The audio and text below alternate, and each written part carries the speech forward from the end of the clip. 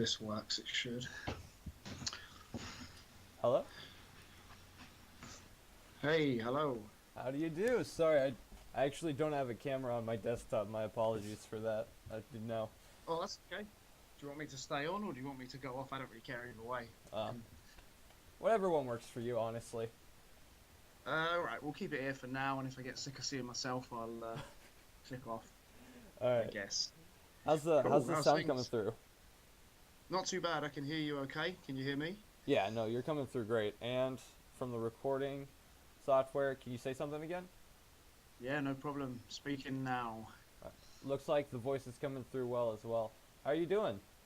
Ah, cool. Yeah, no, I'm good. Thanks. Yeah, really good. I must say, it's good to finally get speaking. We only spoke about this idea for probably the last 3 months or even more than that, 6 months. I mean, that does sound about right. I really like making plans and then never do anything about them. You know, it's a classic that I love to do. You wouldn't be human if you didn't do that. I think we've all done that. Made well, not empty promises, but promises with good intentions, and then got distracted. Very true, very true. But I appreciate all the work that you've done with me to get this interview and get it all set up, especially this morning, just getting all of the software set up. It was a blast, let me just tell you. Right, was it tough going? No, just finding the right combination of things, getting both the outputs. But it's long in the past. Everything's figured out.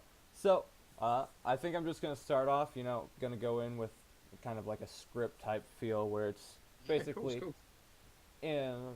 who are you, what do you do, and uh, like what's your setup. If they haven't read the article that I had you do or cooperated with you on. Yeah, cool. So name's James from the UK, 27 years old. Run a website called Straight Talking Fitness, which started off as a bit of a hobby, like a blog almost, just a sort of for me to voice my opinions on things because no one seemed to want to listen to me. I didn't take me that serious in my early days. But over the last sort of 4 years or so, that's become a pretty much my job now. You could almost call it my business, so to speak, because I now work as a self-employed personal trainer in the UK, just outside of London. And started off kind of general fitness, usually working with people that just want to lose weight or pretty much any work that I could get, virtually. I was a gym instructor and I did PT on the side. And gradually, I managed to work myself away from that. I'm still not completely away from that, but I'm slightly more where I want to be now, which is kind of teaching the calisthenics and bodyweight movement, which was something that I've had my eye on for a long time, but nevertheless, because it's a niche, it takes time to get into. So that's a short version of yeah, about me. That was great, excellent. Honestly, it described it very well. So on your Instagram, because out of everything on my news feed, yours pops up the most in most situations. I always see your stories where you're working with a couple other folks. I remember seeing you do weighted squats. I think higher twos or maybe 300, and you were doing it for high reps, like 10 plus, and you were talking about how it was like cardio. But so is that how you're still somewhat integrated with a gym, or is that just kind of like the avenue that you train people in? Like, Yeah, so those squats are actually done with friends that I work with, so they're colleagues, and that's pretty much the only weighted work that I will do is just for legs, for lower body. So we do squats. So you meet up on a Thursday, and initially it started off as just solely leg work, but of course a lot of those guys were kind of like, oh, why don't you bring your rings along? And there's got to be something that we can do. And I was like, yeah, sure. It's all scalable, like to anyone's level. You don't need to be advanced. They sort of thought that they needed to be doing muscle ups and levers and things like this. But then they soon realized, because I showed them, I was like, no, look, it's scalable. Like, as you know yourself, like it can all be scaled back from, level zero to elite gymnast. So that's kind of how it started. But yeah, those squats and whatnot take place at the gym that I work out of. So what I do is I pay a monthly rental fee to use the gym, and then I train people from there. Basically, that's essentially my day job, and I do supplement my income obviously online with the website I've got a few affiliate deals and whatnot, and on also classes. So I teach a few classes a week, like Pilates classes or whatever they need covering. It can be boot camp, it could be circuits, it could be anything, just general stuff, just to get a little bit of extra pocket money and keep my face out there. So it's going well quite at the moment. The best thing I did was go self-employed, I would say. was glad I did that. I would never go back to sort of working set hours for someone. Never ever. Yeah, no, I completely understand that, and I'm glad to hear that it's treating you so well. I know a lot of people are afraid to take that initial jump, especially if they've only ever worked, set hours, or they've never dealt with entrepreneurship or any type of self-employment. It's a very scary thing to kind of be out there on your own with no safety net, and it's always inspiring to see somebody that's done it, and especially in the same field, because I look up to others, especially those that have broken out of it, gotten into it, and just done what they've wanted to do and helped people along the way. And it's really inspiring to see that, and it keeps motivating me to keep working harder every time that I see the progress that you've gone through. No, that's good to hear, and like I say, thank you. I was honoured that you reached out to me to sort of network when you did back in the summer. You wrote that article, and that was really well received. I know you always said through messages that you were surprised, but I wasn't surprised. It was a really high quality article. I honestly don't feature many posts. I don't say it arrogantly, but I get sent a lot of emails on a regular basis, people asking to features and whatnot, and I think yours is pretty much the only one I've actually published, at least recently. So that should say it all. I feel too honored, must say, but I appreciate it. Yeah, no, it really blew me away when you told me that it was well received. I was like, what? This is what I've been doing, and so far no one's really noticed it. So it really it took me back for a moment. It really surprised me. I had a couple of even like emails. People were asking me for emails saying, "Oh, that article you've written, can we use it elsewhere?" I said, "Well, it's not my article." I said, "You need to contact Nick because he wrote it." Well, I appreciate it nonetheless. I don't know if anyone's ever gotten back to me on it, but I'm glad that people were getting things from it, because that's like I know that personally I dealt with times where I questioned, how I am, especially comparatively to other trainers, things like that. And it really boosted me up for a little bit, and I can't tell you how much I appreciated it. Pleasure was mine, honestly. So are you still in that kind of realm where you're not quite sure, or has the confidence got a little bit higher now? It's gotten a little bit better. I definitely realized the avenue and the location that I'm currently in isn't the most indicative for like creating a career within personal training, and I also have to look into kind of like what you're doing, where you kind of rent out the space to do it, because I need to figure that out. I don't currently have a space to do it in, so that's something that I've been focusing more on recently. I know there's recent developments in my local area, and I might be looking into, checking out other areas if it has better employment potential. But that's later down the line, a couple months from now after I get back from a trip. But segueing away from that, what are you up to? What's your projects been? I know I've been keeping up to date with some of your articles that you're releasing. I'm currently looking at the one that you posted about a week ago about the 5-point checklist for filtering shit people from your life. Yeah, that is a pretty direct article, as I'm sure you've probably seen. That was, without going into too much detail, naming names, there was a lot of inspiration that came from that article for a certain someone that I spent a lot of my time with last year that I, on reflection, realised I shouldn't have spent so much time with. But nevertheless, the principles in that article I do think apply to a lot of people, and there's so many people that we come into contact with on a regular basis that have those traits. Like, there's lots of them. It's everywhere, those kind of things. And yeah, that's a good article. I was glad when I wrote that. I looked back and kind of thought, well, it's very direct and controversial, but I stand by what I said. Absolutely, and that I think people are going to respect that more than anything else. Is sometimes people get an idea that they want to write, but they're so worried about how people are going to receive it, that I'm glad that you went out there and you were like, yeah, no, like, absolutely, like, check it off. There's going to be people with these negative traits, and you were kind of like somebody willing to actually speak out on it instead of just saying, people are shitty, deal with it. Yeah, well, I mean, websites and social media and that, they're all a platform, aren't they, to get your voice across, and you can either be honest or you can be deceiving, but at the end of the day, people warm to you more if you're honest and direct. I think, you know, in some ways it's easier to do that online than it would be in person. It's a lot harder to walk up to someone and say, look, you're a piece of shit. You've got these 5 things wrong with you, and I don't want you in my life. But like you say, even online, some people wouldn't have the guts because they're scared of people going into the comments and saying, "Oh, that's a bit harsh," and "Oh, yeah, you seem bitter," or you get all this backlash that's, I don't know, it's not justified. And thankfully, though, in all the years I've been writing online, not that I've got a big website by any means, but in all the years I've been writing online, not really had much hate. I can only think of a couple of comments that people have left where I've kind of thought, oh, okay, and I've replied back and just sort of gone, well, you're entitled to your opinion. Or sometimes I've been wrong about something. I've gone, oh, shit, I didn't realise that. Sorry, thanks for reminding me. So, yeah, I've been lucky in that regard.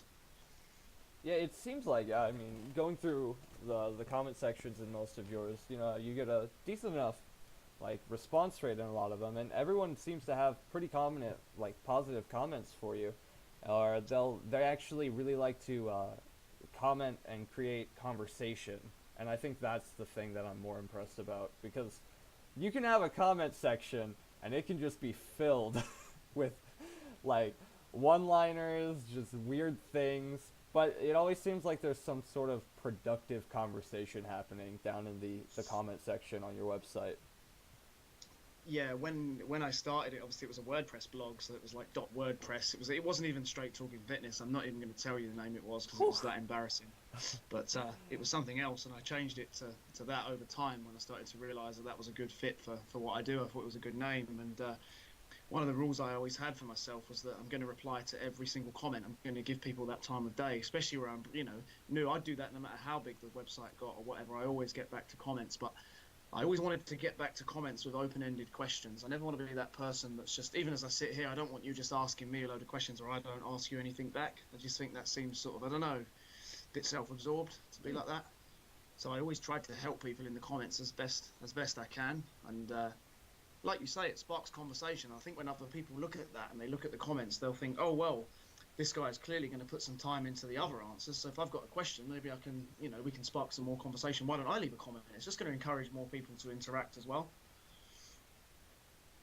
Yeah, and I think that shows in the way that people come into the comment section, not looking for a just to write something negative, just to actually stimulate conversation, ask a question, because they know that you'll answer back, and even if it might not be instantaneous, they understand that you will come in and you'll provide your feedback to them, be it negative or positive, which I think is an ample trait that a lot of people neglect. They just kind of let the comment section become a shit show for their own websites. Yeah, or like you say, they'll just reply with thanks for commenting, or yes, I agree. Yeah. Or no, it doesn't work like that. Or it'll be like that, like these, like you said, one sentence answers that are just so cold and so impersonal. It doesn't take much to just sort of say you comment. It's like, hey, Nick, thanks for getting in touch. Yeah, really good point. So on point 1, I think this, and on point 2, I think that. It doesn't take much to do that, and it goes a long way. Yeah, absolutely. And I know that I personally have fallen victim to the hey, thanks, just just due to not really knowing how to reply to the specific comment, be it because it was worded somewhat oddly, kind of the idea wasn't cohesive, and I thought that trying to figure it out and try and talk to them about it might raise more of an issue. But I always just go with a real straight just, hey, thanks for that, and then if they have a question, I'll reply to it. But usually if it's some sort of like negative response, I'll just say, well, thank you for writing that down. I hope you have a great day. So I know I personally fall trapped to that somewhat lazy review kind of orientation when it comes to my comments. Yeah, I think it's relative to what they give you. It's like you've probably seen on Instagram. On Instagram, you'll get these. I get this all the time. People will comment on my posts with like the flame emojis or the thumbs ups or the 100% things. And usually I used to reply to them going, oh, thank you. I was really pleased with it or something like that. So what I've started doing now is just kind of putting a different emoji. So someone commented earlier on the post I put up. They put I think four flame emojis. So I put 4 thumbs up emojis. Just think, if you're going to give me 4 symbols, I'm going to give you 4 symbols back. It's still a grateful. That's saying I'm grateful, thanks, but I'm not going to put any word into it because it doesn't deserve it. I get that. I personally prefer the arm emoji when people put flames. It's I'm pretty sure I've done that to you before, so I'd like to Ah, apologize beforehand. maybe, yeah. Uh, I remember you commenting on one of the slow ring muscle ups I did from back in September. Because you've not commented on that many things. I know I comment on yours quite a little bit here and there because you seem to post up these things that, I don't know, they're different. You know, I look at them and I go, that's a really good exercise. No one talks about that. So I'm like straight on it. The inner geek in me comes straight out. I I completely understand. I've seen a lot of your videos, and let me just tell you, when I'm seeing you do slow, strategic muscle ups, I'm just sitting there like mouth agape, and I'm like, okay, this is inspiration right here. But then, I, then I, I'm glad you appreciate it. it's it's an exercise that I definitely hope to learn from you on the key points for it, because that's gonna be a goal for 2019, developing my muscle up, or at least like the transition from the dip down into the bottom part of the muscle up for sure.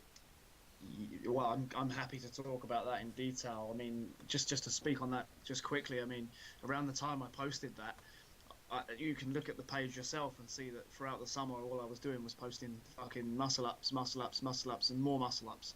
But that's literally all I worked on. But the people that knew me, like I used to get a lot of flack for this in person. They were like, "All you ever do is post muscle ups. Oh, that's all you ever do. Can't do anything else." And then now that they've got really not good, but now they've got to a pretty good level where you can see them and people are even coming to me for advice. They don't say that now. So I turn around and say, well, if you applied yourself to something with laser-like focus, then maybe you could be considered sort of, someone that might have actually achieved something, but they don't do anything. They're the same person all the time. They never get good at anything, but they go around kind of going, oh, you ever do it? I know they're winding me up, but some of them were saying it kind of, quite nastily. It's like genuine criticism. I just think, well, one, I don't care what you think. And two, get your own sort of something to focus on that you can obsess over.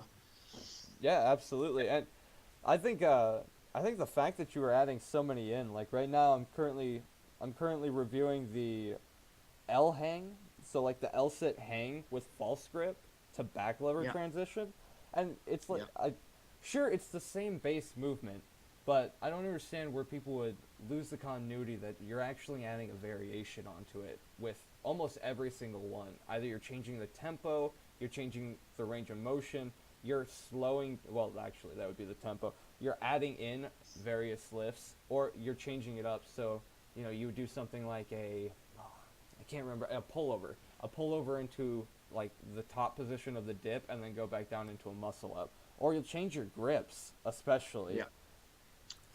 Yeah, I think that pullover and working your way down is a really good way to work the muscle up. You used to say, like, what's a good way to kind of get that? I don't know what level you're at. Are you talking about a ring muscle up or a bar muscle up that you want to work on for 2019? Bar currently. The ring's gonna be a later down the line. That's interesting because normally I would say the rings are easier to get first if we're talking strict, which I'm hoping that you are. Really? Oh yeah. Really? You would think? Okay, so tell me a little bit more about the rings, because the rings are somewhat new, as in like the last year or two is when I really got a pair and started focusing on the rings, but I haven't nearly like delved into them enough. Well, simple enough. Why I always say that the ring muscle ups, it's based on two things. That people I've worked with, I've always got them a ring muscle up before the bar muscle up. It's very rare I've seen anyone get a bar muscle up strict, at least with good form, before a ring muscle up. I think the main reason is that you can pull the rings past your chest. I don't know if you can see me on camera, but you can Yeah. pull the rings. You can pull back, so you can pull behind you, so the rings can go behind. Whereas with the bar, you have to go around the bar, so it's more of an obstruction Mhm. versus that pulling apart. You'll be surprised what difference that makes. It just gives you that little bit of leeway to roll the chest through the middle, which is is enough for just for one rep. For one rep, I would say that the ring muscle up's definitely easier to achieve if you've got decent pulling power and okay dip strength. You don't need an awful lot. I don't think you need an awful lot for one ring muscle up. It's just the technique and obviously the false grip. Mm. You need rings false grip and then come through. Do you find that people oftentimes have a hard time developing the false grip, or they feel like it's a little bit too strenuous on their wrist. Yeah, the thing is, we've taught a few workshops recently, as you might have seen, and that's the area where you'll go, okay, we're going to have a look at the full script, and then you show it, and you get this sort of look on the face. What's that? They don't understand why, but then when you sort of kneel down and do that rotation and say, look, I'm keeping my wrist on top of the ring so that I can transition, he's like, oh, that makes sense. I think initially when I first started teaching people that, it was kind of weird. People would be like, I don't get it. But I think I've refined my method for showing people now that it's a little bit more simple and they grasp it quicker. So they go, oh, yeah, I see. And then they do it. But you're right, the full script is definitely one that's bizarre. But I think on the rings, it's nowhere near as bad as on the bar. I think a bar full script is so much harder to learn. Yeah, especially if their wrists are pronated, because obviously they're probably not going to be practicing like a supinated muscle up at the beginning. So No. I don't know exactly how that affects the elbow, not the elbow extender, like the can't think of the word for it right now, but the elbow joint when you contract it. I don't know how exactly that directly impacts it. I remember reading up on a article for a single. I think I linked it to you. It was the single arm, Yeah, no, like using the crook of the wrist, so like a false grip chin up, and I remember. the just the sheer amount of just like stress that I can imagine putting on the wrist. I feel like a lot of people kind of aren't used to that because of most variations of push-ups, pull-ups. They'll just be kind of using like a hook grip or a flat palm. So it's kind of an odd one, especially for the newcomers. How do you exactly train people to get comfortable with it? Just having them do some traditional pull-ups with a false grip? Um, Usually I don't go for bar full script in general. It would be rings full script that I'd expose people to. So what you would do is you'd imagine doing a row. It's like a body weight row. Your feet are like a 45-degree angle. Your feet are here, your head is here. Mm-hmm.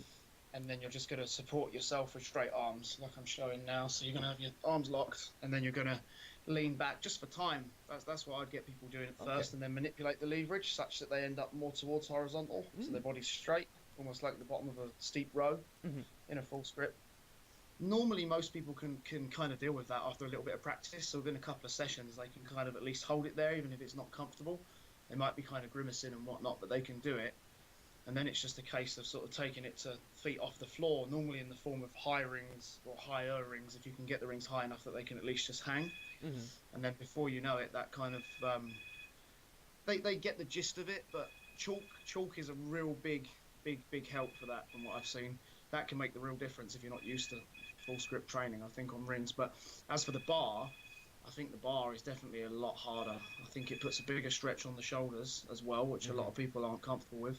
And also, it just feels shit. There's no other word to say it. It feels shitty.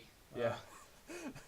I mean, I'm just about at the stage now where a bar full script doesn't actually feel too bad, because I did demonstrate it at the weekend to people, and I was hanging there for quite some time, and it didn't really bother me too much. Like I was using like the pinching grip. It's like the bar was sitting like right there, and I'm pinching it like I'm pinching my finger, something like that. And I was hanging there quite okay with like fully locked arm all the way out. So, but it does take some serious time. Like I think that's the biggest thing with it, is that people want it now. They want it tomorrow. You may have seen yourself. They want instant results. Everyone wants to have it today. They don't want to put any time in. You tell someone it's going to take them 6 months, and they look at you like you know you've insulted their family, or you want to steal off them. It's hilarious. Yeah, absolutely. I know what you're talking about, especially with the instant gratification. Just no, but I'm willing to work real hard for this. Like, can't I get this in like 2 weeks? Just like, whoa, slow down. And it's different for everyone as well. You know, like there's one lad. He's on my Instagram page. His name's Mitchell. He's hit 2 ring muscle ups. We worked together for what, 3 months maximum. He was untrained, albeit he's light. Okay, he's quite small and light and dedicated. But he got a ring muscle up in 3 months from being completely untrained. So that's quick. Like I'm not expecting to see many people beat that.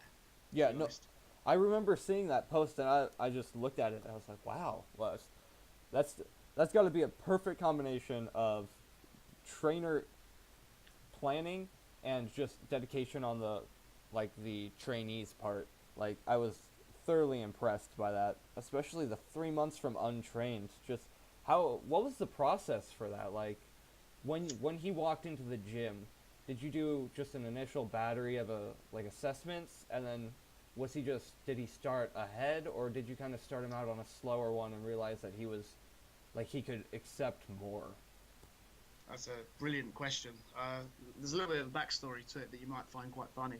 So I was working as a gym instructor, and normally I don't take the shifts all that serious because I did it for so long now. So it's kind of a bit of fun for me. That's why I sort of film stuff and video stuff. But what we have to do is show people around the gym that are brand new.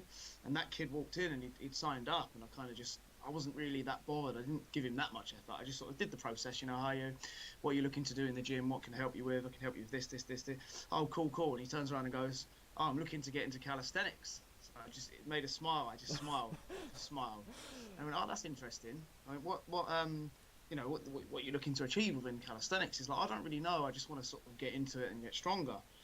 And what I do in them moments, because literally on my phone sitting next to me, my phone has got probably 1,600 clips of things that I've done. Like literally, I just film so much stuff for form analysis and just reviewing, and it's just fascinating to look back on. So I just showed him a few clips because it's one thing me to stand there and go, oh, I can coach you, I can do this and I can do that, but I don't believe much in words. I like to show people, if you know what I mean. It's like, look, there's me doing a back lever, here's me doing a front lever, here's me doing a muscle up. Just so you know, I said, just before we go further, I want you to know that I can do stuff. That's all I wanted to say. And then he sort of said, oh, that's cool. And he asked me for like a basic program. So all I did, this is not PT, like he hadn't paid me, nothing. I just gave him a little bit of advice. I said, look, work on your pull up, work on your dip, work on your row, work on your push up. Basics, all the foundations. You've got vertical push, vertical pull, horizontal push, horizontal pull. Put him onto those planes of movement. Literally a week later, somewhere along the line later that week, I was working with someone else. I was training someone else, and he was in the gym doing his thing, and he was just looking over. And then at the end of my session, he just walked up to me and went, "Oh, how much is it for one-on-one training? Because I want to get started with you." And I just snapped him up. I was like, "Yeah, it's this much. When do you want to start?" And then we started. So that's how we got working together.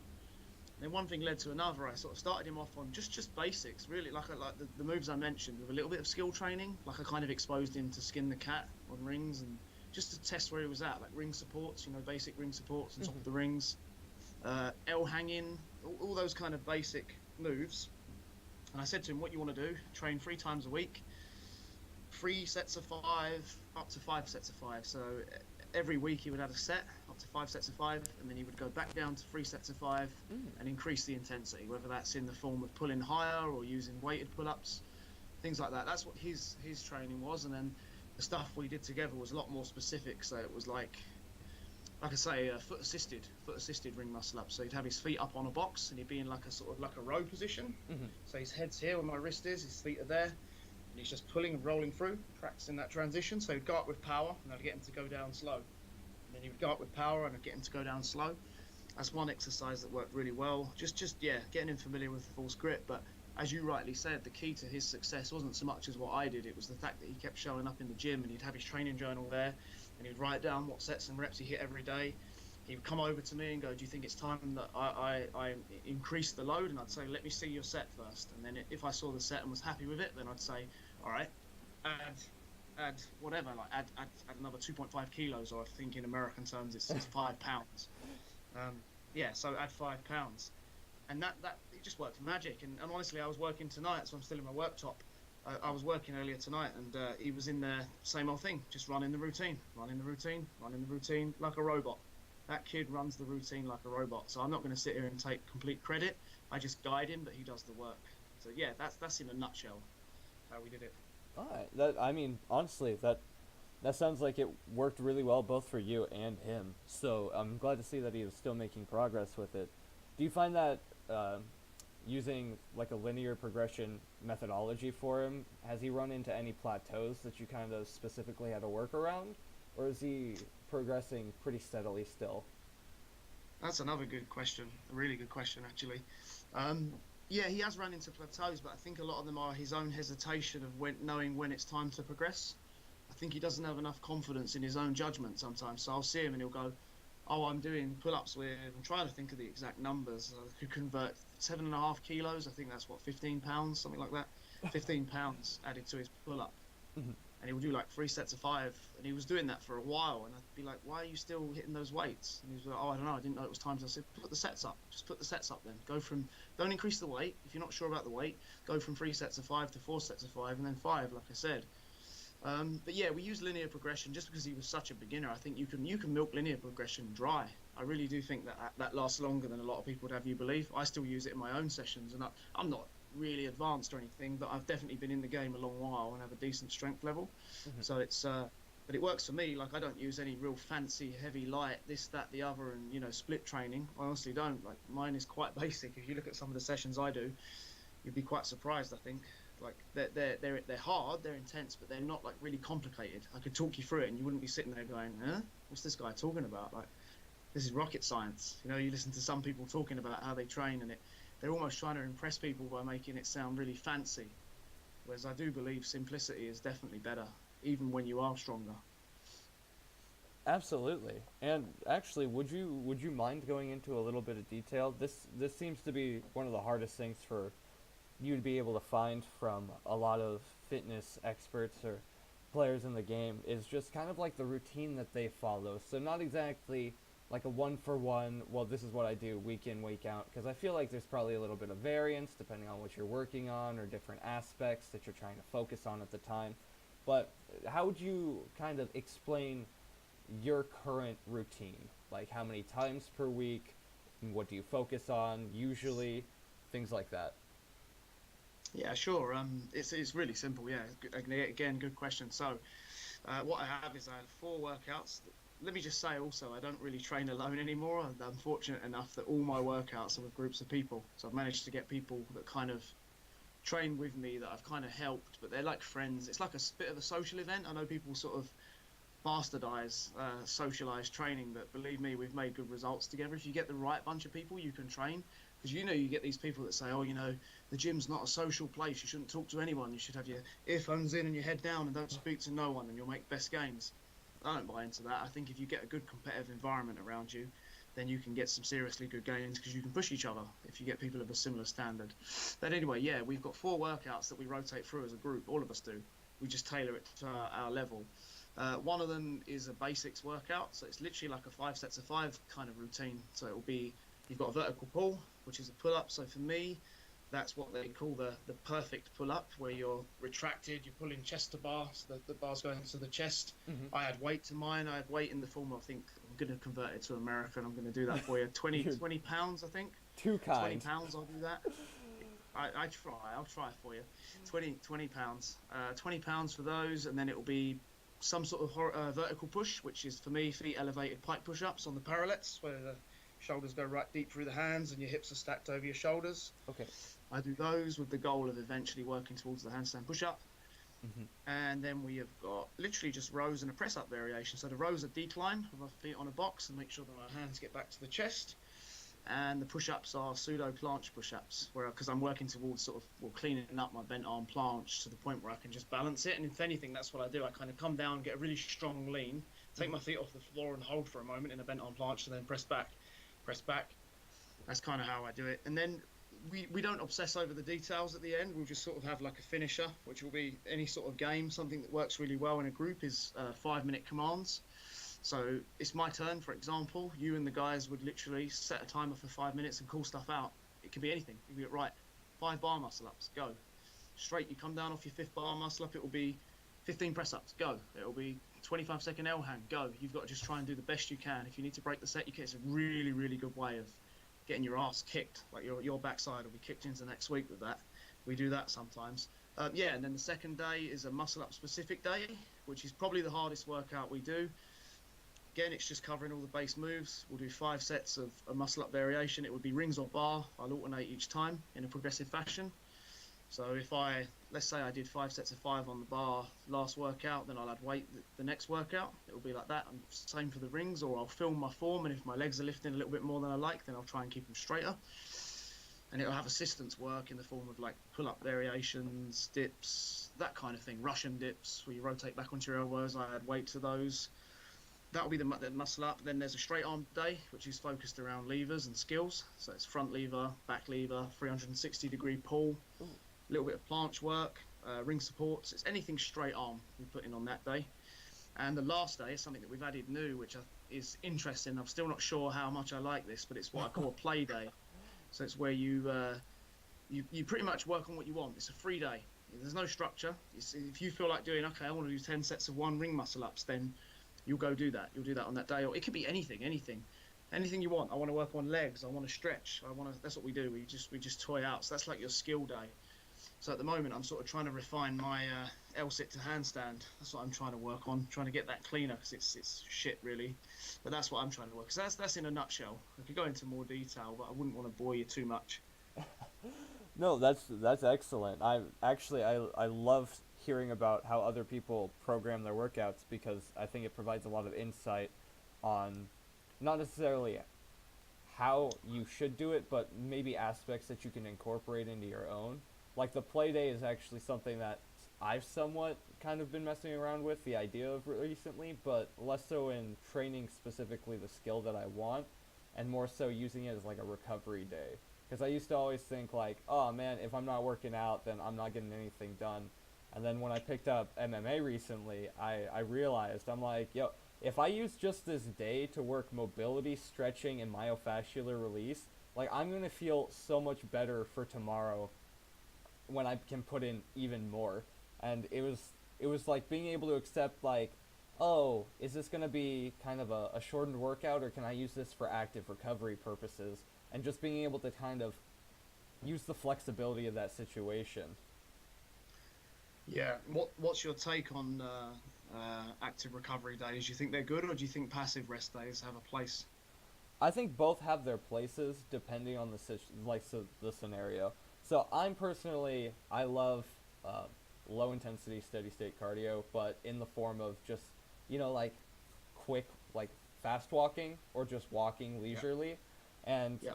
I usually use that time to either listen to an audiobook because I'm trying to work on just mentality, trying to focus, improve my education a little bit. And it also provides me an active outlet to kind of be outside, get some fresh air, kind of see the local area, get out of my house, that type of deal. And I think it's great for, really loosening up the legs. Like if you have tight hip flexors, hamstrings, or, you kind of been stiff from sitting in a chair all day, then it's excellent. Kind of really stretches out the ankles if you get a nice like jaunt to your walk. Really extend the leg while you're walking.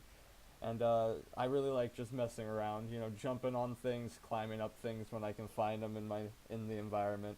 But I think that's an excellent way to especially improve blood flow if you stretch afterwards too, to kind of release any type of tensions that you might have developed while sleeping or while sitting. But especially when it comes to injuries, besides like Yeah. light stretching or very specific scenarios, I think passive rest days are excellent. But I think a lot of people, there's a negative stigma attached to them. Like people are thinking if you're not working out, then you're not doing it right. And I don't think that's the right way to go about it. I think you really have to listen to your body to figure out which one works best for you. Yeah, interesting take. Yeah, interesting. I definitely agree with you on the walking on recovery days and movement. I think that's key. I mean, that's something I've been doing probably since Christmas, since this Christmas just gone. Oh, I've been just keeping moving because I live near the sea anyway, so I walk along near the beach, and I always take a walk, earphones in. I'll either, like you said, I'll listen to some sort of podcast or something that's educating me, or even just music, anything that just motivates me. I'll sometimes walk around and music will be playing, and I'll cook up these ideas in my head. I'm like, oh, that's a great article, or I'm going to do that with this client tomorrow, or I'm going to do this in my own training. This is the move I want, and I just realised what I've not done, and it'll be that kind of that. I find then moments happen when I'm walking around more than they do when I'm just sitting on the couch. So I think that's really interesting point actually about the active recovery days and walking. I think. But again, it's a habit. And before I made it a habit, it felt like something I had to motivate myself to do. Whereas I literally did it today to have a break from being on the laptop, and it just happened. I couldn't wait to do it. My body was like, yeah, we're going to go walking. So stupid. Whereas a little while ago, it was something where I'd be like, oh, walking. I don't want to make time for that. It's boring. Whereas now it's become a habitual thing, and I think that's the key. yeah, I think that's a big part. I also think it's the kind of like the perceived benefit of it as well. So when you first started out, I'd assume that you probably thought, oh yeah, this is going to be good, like I'll be able to actively recover. And then when you started doing it, you started seeing more of like what you enjoyed from it. So, oh, well, I do get more time to listen to this podcast rather than what I might be doing at home if I'm sitting in front of the laptop or if I'm just sitting here. And like you said, you get those ideas and you feel more creatively energetic when you're walking around. It feels like you're getting more done productivity wise. So the perceived benefit of it also kind of like created a positive atmosphere for the habit to develop. I personally feel, at least. Yeah. Oh, definitely. And also, you've got no distractions, have you, when you're outside? You've not got fucking, I don't know, it depends who you live with, but like family and people trying to talk to you. And it's so easy to just put the TV on or check Facebook. But I'm not on Facebook, but I know that there things like that are just time vampires. It's just like, oh yeah, we'll do that instead. I do it a lot. I spend an awful lot of time on Instagram when I shouldn't really, but I do. And in my defense, it's mostly looking at calisthenics moves and trying to learn. But I do spend a lot of time on there, an awful lot of time looking at what people are doing. Not in a bad way, like going, oh, they're better than me, but just going, what are they doing that I might not be doing? Yeah, no, I completely understand, and that's actually that's a kind of a segue point too. But I personally find like I feel like being away from it, like Instagram, Facebook, things like that. I try so hard to stay away from those because I know that they're time vampires. But at the same time, you bring up an excellent point where like there's so much information you can get from this like really well curated content. So like you said, there's specific movements that without looking through Instagram and like a calisthenics hashtag, you wouldn't exactly know that movement existed or that it was something that you particularly wanted to train for or integrate or even know about.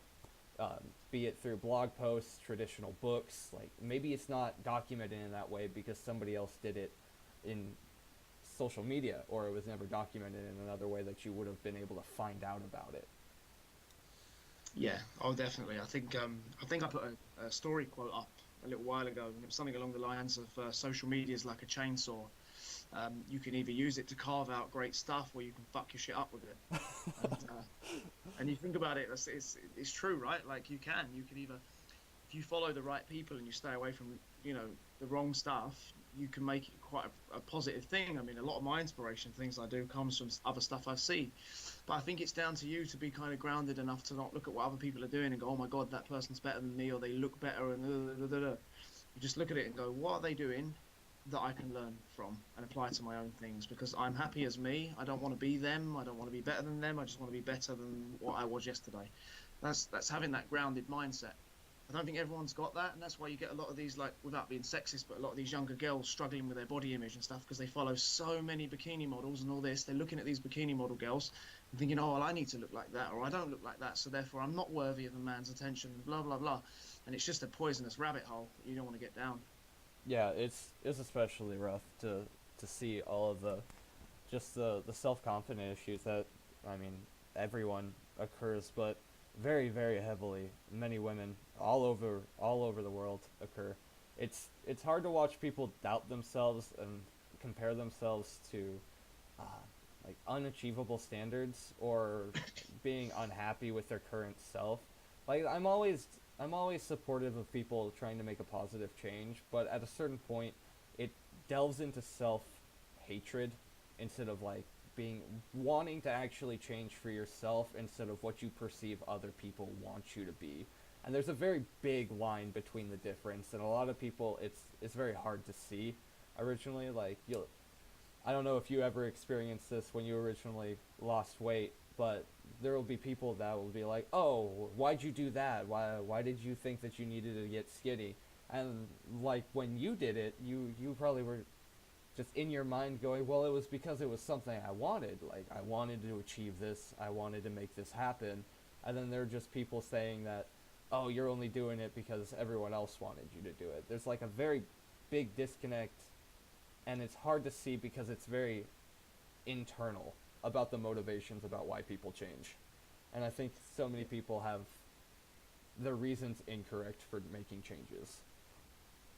Yeah, I think you make an excellent point. I think a lot of people do that speech, you know, that speech was like, oh, you're only doing that because other people wanted you to, you know, to fit in, and you were great the way you were. I say it in that silly, sarcastic voice because I don't believe them for a minute. I think what goes on there is that when you make a change in your life, you force them to look in the mirror and see what they need to do themselves. That's what I found. Because when I went from being out of shape and all this into better shape and whatnot, a lot of people didn't like it. A lot of my friends are like, oh, you didn't need to do that. You wasn't fat. You wasn't really fat. They're the same fuckers that said I was fat. It's funny how I wasn't fat when was, you know, it's like, oh, now you change your tune. So, you know, it's like, I think that's important as well. Sometimes it takes some serious years to find people in your life that are not going to fucking feed you bullshit. Like, and say the right thing in the right moment. It's like, just say the truth. Like, I had one friend, I remember walking up a hill years and years ago, and I was out of breath at the top, and he went, cool, you're out of breath. I was like, yeah. And he went, that's a bit embarrassing, isn't it? He said, you shouldn't be out of breath. We were like 20 years old. This was years ago, like a lot of years ago. Mm-hmm. And I remember thinking, like, yeah, and he even said to me, he went, maybe you need to lose some weight. And I thought, yeah, I think maybe I do. And it was one of the nicest things someone ever said to me, because a lot of my family never said it. You could see that they thought it. They were looking at me thinking, you're out of shape, you eat a lot. But no one ever said to me, you know, maybe you should do something about it. But he did. So it's just nice in a way. I think but too many people in today's world will look at that and go, oh, that's not nice, putting me down. They think it's it's an attack. It's not an attack. It's just someone sort of saying, look, you know, I care enough about you to sort of say that you need to do something, because you're not the version of you that you once was. You've let yourself slip, and it's time to sort of step it up a gear. Yeah, and I think so many people take it as a personal attack. I know even for myself, sometimes it would be, you know, I would take it kind of like, oh, all right, what's, all right, but I think there's an honesty, like you said, like you said when they said it to you, that you were like, hey, thanks, like, yeah, that was maybe the change or the comment that you needed. I think too many people take it just directly as an attack on themselves instead of actually pondering why they might have said it or the reality of the situation. Yeah, definitely. I'm a big fan of what we call, you know, tough love. Just because, you know, there's too much of this sort of rewarding failure going on in the world nowadays. I just don't believe in it. Like, it's like I have a kid that sort of trains under me, and he's got loads of potential. You might have even seen him in some of my clips. I think I featured him on my page. His name's James as well, and he's 15 years old. And I've helped him since he was about 12 years old, and he can do slow muscle ups. You know, his levers aren't that great, but he can do handstand push-ups. He's got slow muscle ups. He's got quite good bar muscle ups. He's done weighted muscle ups.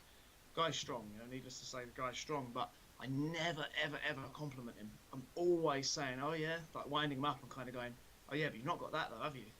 You've not got this, and oh, your scapular wings, and just anything that I can dig him on. Oh, your posture's bad. Yeah, but your lats are really tight. Constantly, and people think, oh, that's being nasty. No. I want to keep him knowing that he's not the man, because when you've got a kid that's 15 years old, that's stronger than probably 99% of 15-year-olds around, last thing you want is that going through his head. Because I don't know about you when you were 15, but I know when I was 15, if I was in this position, I would think that I was literally God. I know exactly what you're talking about, but no, it's good that you could see that though, and you probably like you said, people probably think, oh well, that's a bit dickheadish, but it's like you're fucking with him a little bit just to kind of like keep him level-headed, make sure that he realizes, you know, he's putting in the effort and he's seeing the progress, but it doesn't make him automatically better than everyone else. People will still fuck with him. And if that motivates him, then I think you found the exact the outreach that you needed, which actually is another big question that I have. How have you learned to find the motivation for people to continue on? Because that's one of the hardest things that I personally have found in any type of personal training endeavor. It's finding what motivates an individual person or client, because it changes from person to person. Like, personally, like the tongue-in-cheek kind of like picking on him, making fun of like the weak spots, so he can be like, oh well, I gotta work on that so I can reach this like godlike form. It's like, it changes, because there could be another person that instantly takes that as you just bullying them, and then they get unmotivated to work out. So how do you really connect and find what motivates a person to keep on working hard? That's a good question. I think that's tied into people skills, which is another good or important asset of doing well in the PT business. Um, I think that's probably the key is your people skills. So it's kind of feeling out a person. I don't mean literally, but like figuratively feeling them out and kind of, I don't know, everyone's different. Like you say, some people like to be shouted at. Some people like to kind of just be spoken to softly. Some people just like a chat. I'd say, without being cocky, I'd say that's one reason why I've done quite well and held on, because a lot of the clients I have, I've worked with, like, I don't think I've lost a client in 9 months. So I've got like 10, 12 people that I turn over on a weekly basis that have been with me for 9 months, 9 months, like without leaving. No one's left. That's a high turnover for this industry, because you know how fickle it is. It's like, oh yeah, yeah, I'll do 3 sessions. You'll never see someone again. And I think it's because you form bonds with people. Do you think that? I know some people might say, oh, it's unprofessional to be friendly with them. It's not that we're crossing the friendship and professional relationship boundary, but nevertheless, we get on well. I know what their interests are. I find out about them. I'm interested in them. So therefore, I can like just tailor the way I am around them for that hour that makes them comfortable. Because again, you've got to look at it this way. As a trainer, you're trying to make someone do something that they don't really want to do, and you're trying to make that process that's supposed to be, oh, it's a PT session, he's going to kick me in my ass and all this. You're going to try and make that into something that's slightly less sucky. And that comes down to kind of not being an entertainer. I'm not saying you go around as a comedian trying to tell jokes and perform stunts and all this kind of silly stuff, but you just connect with them on a decent level. But yeah, that is a real tough one, that motivation, because I am a believer that generally motivation should come from deep within. I mean, my own motivation has never come from anyone else, ever. No one's ever. I've been inspired, but I've never had anyone come to me and go, you need to do this and you need to do that. I think it's just because, yeah, deep rooted, I've always wanted to be better. I'm so aware of my weaknesses that I just think I am gonna make something of myself. I think that comes from childhood. You know, when people put you down and all this, it's your way. It's my way of fighting back, I guess, as an adult. It's like, I'll fucking show all you doubters. I'll fucking show you. Like, you mark my words, I'll show you. That's in my head every single set that I do. Everything I do, it's always in my head. But yeah, other people are different. I think, yeah, it's a tough one. That it's finding out about a person. I think you've got to kind of get to know them quite well, and you should instinctively pick up on what you think might work. I mean, like you said, with him, it's more or less making him feel inferior. But then some of these girls that are shy of going in the gym and that are overweight and are scared of people looking at them, the last thing you want to do is come in and go, well, those love handles are looking a bit big, you know, things like that. You don't want to start saying stupid stuff like that. So it's figuring out the right thing. Mostly, though, just rewarding achievement, you know, showing them they've achieved. I think normally they want more. That's what I would say. If you show someone that they've progressed at something, it's like, look what you were doing and look what you are doing. They go, well, if that's what I've done in that time span, I can do it again. So what will I be doing in 3 months' time from now?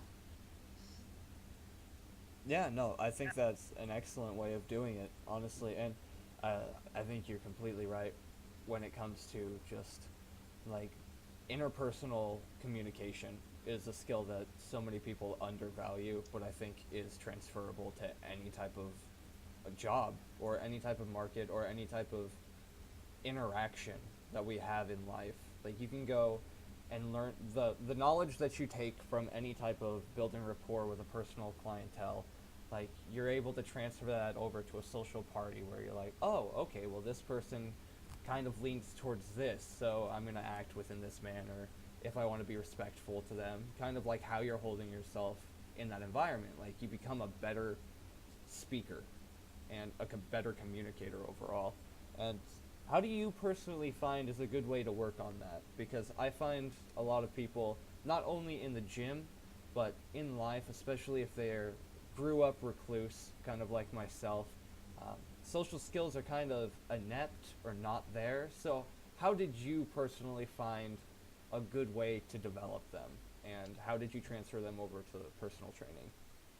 That's another immense question, I think. Great question, and one I would probably ask you back in a moment. Yeah, well, let me tell you that I was probably one of the most awkward kids you could ever meet. I know everyone says that, but I could happily get someone to back you up on that. Go back to it. Wow, okay, I'm 27 now, so 21, probably 21 and under. I couldn't say anything to anyone. Like, just couldn't. I was so shy. It was unreal. Everyone thought I had an attitude problem because I couldn't speak to anybody. No confidence around anyone. I think that was all tied into not liking the way I looked and felt. You know, I think it's all interconnected. Like, your diet's bad, so therefore you've got anxiety, your confidence is low. You know you look bad, so therefore you don't feel good because you know you look bad. You know, it's being aware of your own shortcomings can really make you kind of on a downward spiral and put yourself down if you're intelligent enough. But how did I do it? I think, to be honest, it was being forced to. I think you've got to force yourself into situations where you have to speak. It's like being put in front of a crowd of people. You can't just stand there and, you know, you either stand there and speak, or you stand there and fall apart and face the consequences and sort of live with that guilt and regret of going, oh, I fucked that up. And, you know, like, because obviously when I worked in the gym as a gym instructor, one part of our job is just meeting strangers. Like, the people will come in and they'll be like, oh, hello, I'm new to the gym, so can we go to, oh, I don't know, you just got to talk to them.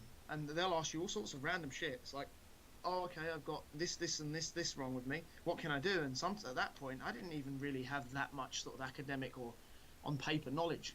So I had to kind of think on my feet. And I just think you get used to it. You've just got to put the time into it. But teaching like group classes and stuff like that is a big one. I remember when I got my first gym job and they said to me, you need to teach spinning classes, which I hate, by the way, as a side note. I cannot fucking stand them. But my heart sunk. I was like, you're having a laugh. So you're telling me I have to exert myself doing cardio, which is based on the beat when I've got no rhythm, to a room full of people that I don't know. Great. That's going to suit me down to the ground. Thanks. But I look back at it and I think maybe the fact that when it come to it, I wasn't nervous. I just sort of got in the zone and just sort of fake it till you make it. And the more you do that, the easier it gets. You know, it's very rare now that I get nervous in front of a group of people. On the first workshop that we did in November, we had 25 out of 25, and I had to do the opening speech talking about the principles. I felt nervy, like there was definite tension in me, but I never, like, when it come to it, I did it. I thought, look, you've got to just do it now. Just speak. Look around the room, take it slow, make eye contact with individual people. Just try and keep looking around to everyone and just keep flowing. Keep your body moving, keep your body language open, and do that. Another book that you've probably heard of this anyway, a book that I did read that still sticks with me today that I try to reread every so often is How to Win Friends and Influence People, Dale Carnegie. That was a great book just for your general communication style and skills. I think that works really well. But in a nutshell, I do think you have to put yourself in positions where you're forced to speak to people you don't know and where you are uncomfortable, to then realize that it wasn't as bad as you thought, and people are not gonna, I don't know, it's never as bad as you think it's going to be. I think that the brain always seems to like to tell us or trick us into thinking that things are going to be horrendous, or we always think worst case scenario. No one ever thinks best case scenario. Try thinking best case scenario instead of worst case scenario.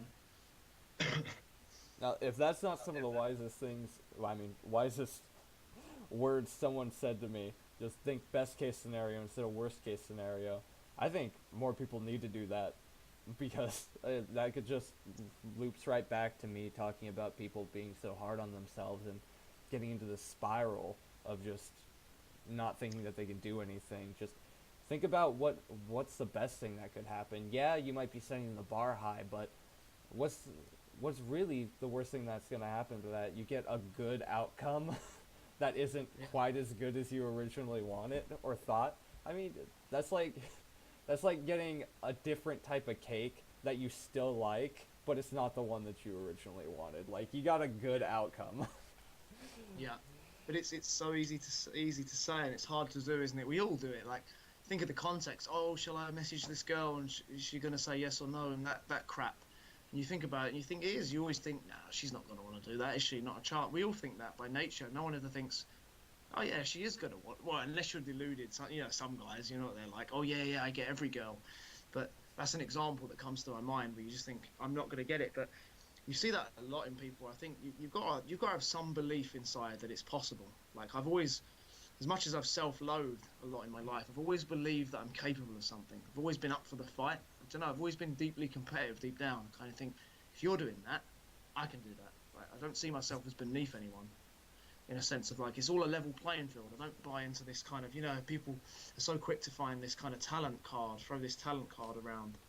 Like, oh, it's because you're naturally good at it. It's like, no, they just, they put time into it. They worked at it. They were there for years. Like, they love it. They've been through all this. You know, don't compare yourself to their journey, because it's, you know, compare yourself to your journey, that old cliche. But I think that's tied in as well. People are so quick to be so hard on themselves, or just assume that the only reason that someone's doing better than them is because it's out of their control, when more often than not it is in your control. It's in your hands. Where you are right now is where you're supposed to be, or as a result of your actions and the things that have happened to you. You could have changed it, and you still can change it. Absolutely, and I think that's what more people need to hear, and I'm glad that you could be able to tell that to them.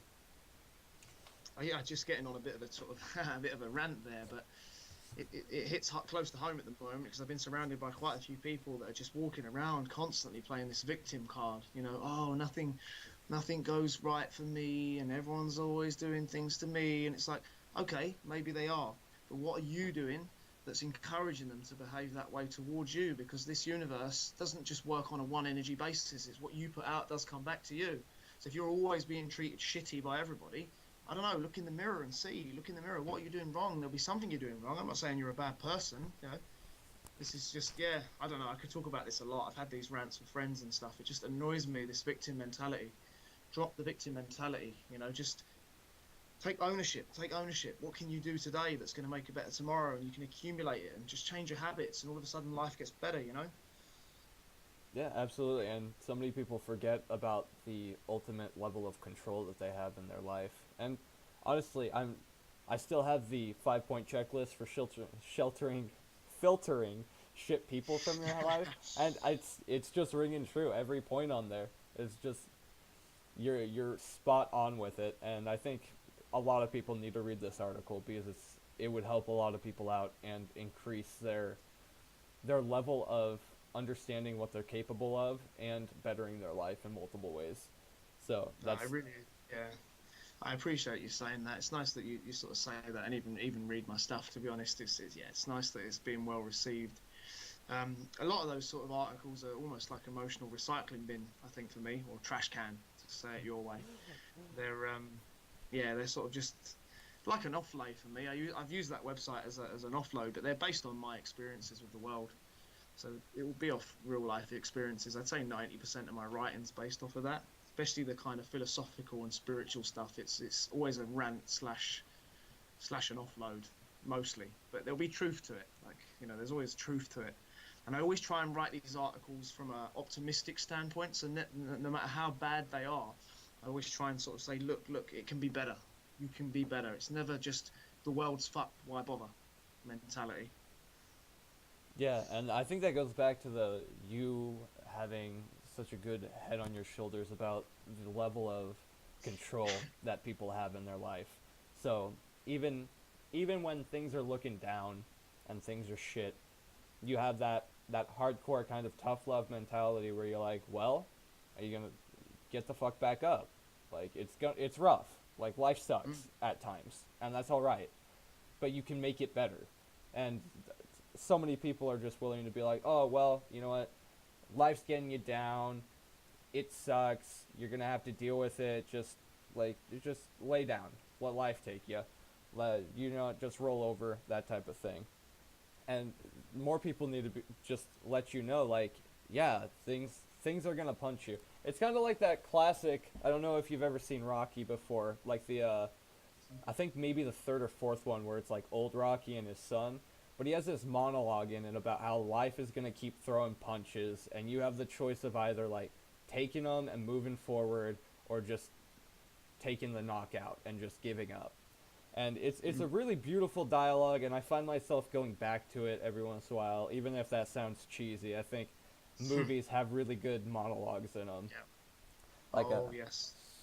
I also like the one from, oh man, it was Mark Wahlberg was in it with The Rock. They play some robbers. I can't remember the name of it right now, but they kind of clipped it together. But he just talks about how America's like the most pumped up nation, and how he thinks about all of the opportunities that he has and why he does what he does. But that's a completely different one. The Rocky one is really motivational for when life is kind of getting you down, and you just need to keep your chin up and keep moving forward, because I mean things are gonna happen, and It's about fighting your way through them and becoming the best version of yourself, no matter what kind of accidents or events occur to you. So I like that mindset, the taking control. Yeah, again, it's easier said than done, isn't it? It's very easy to sit here and say, "Oh, the reason I've not done this is because I had the wrong parents and things didn't go for me." But yeah, I don't know. Responsibility, if you accept responsibility, then you've got the changes in your hands. Then it's not in anyone else's hands. You can then choose what you're going to do now that's going to change it. If you keep blaming everyone else and I don't know, not taking ownership, then it's out of your hands. So who's to say it's not going to just continue being shit for you? Yeah, absolutely. And I think that's a good way to segue into this next portion. But earlier on, you actually brought up that you had some questions for me, or that you didn't want this to be so one-sided. And we've reached a good like hour or so into this interview, so I wanted to provide this right towards the end, like just a little.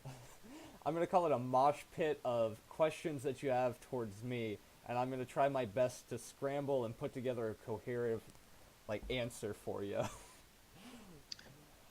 Okay, right. Where do I start? Well, one that I'd like to talk about with you would be your weight loss, because obviously you was quite large, I can assume. What was it, 300 pounds or something? Yeah, I was close. I was 267 from Two, when I right. recorded myself at one point. And you are how tall again? 6'3". So let You're me tall. let me do Yeah. a quick transfer over for the friends across the pond. I was 190 centimeters. Yeah. Yeah. Yeah. So that's pretty tall. And like I say, even that's quite heavy, isn't it? I mean, what was your body fat percentage roughly at your biggest? Would you say? Oh man, I could not honestly tell you. I would probably go. I would say 26. Like 26 would probably be a good one. Like I was walking around still. I was walking pretty frequently, but I had a big overhang on my stomach. Yeah, I've Def- seen the photos. yeah, I think there's a really good one that I have to find again, but it does a side portrait of myself, and I think that one really shows kind of like the worst area that I was at. So what kick-started this journey? So you're 267 pounds, you're 6'3", you're out of shape. What why start? Why not just get fatter? Oh man, this is actually kind of one of the most embarrassing stories for myself because it doesn't come from the same route that a lot of people have, where it's like, oh, I was doing this sport and I couldn't keep up and I wanted to be able to keep up with my peers, or I had this idol in my life that it was like my older brother, or it was Lou Ferrigno or something like that. I never had this beautiful, inspiring story. I think I was playing video games and watching anime at the time, and there was this main character, and it was a really bad show, alright? And it didn't have anything really notable in the plot. The character, there was nothing special about him, but he had a bunch of these friends. And I looked at it, and I was like, alright, this guy literally has nothing going for him. It wasn't like this pathetic loser that just had a bunch of friends for some reason. Real average looking guy. And I get that it's a fantasy scenario, but at the time, in my mind, I looked at it, I was like, so like, what's the big thing that's stopping me from doing this? And I realized it was mentality and how I was treating myself. So I was, at the time, it wasn't the good way of going about it, but I said, hey, maybe if I lost some weight, I'd be able to develop social skills.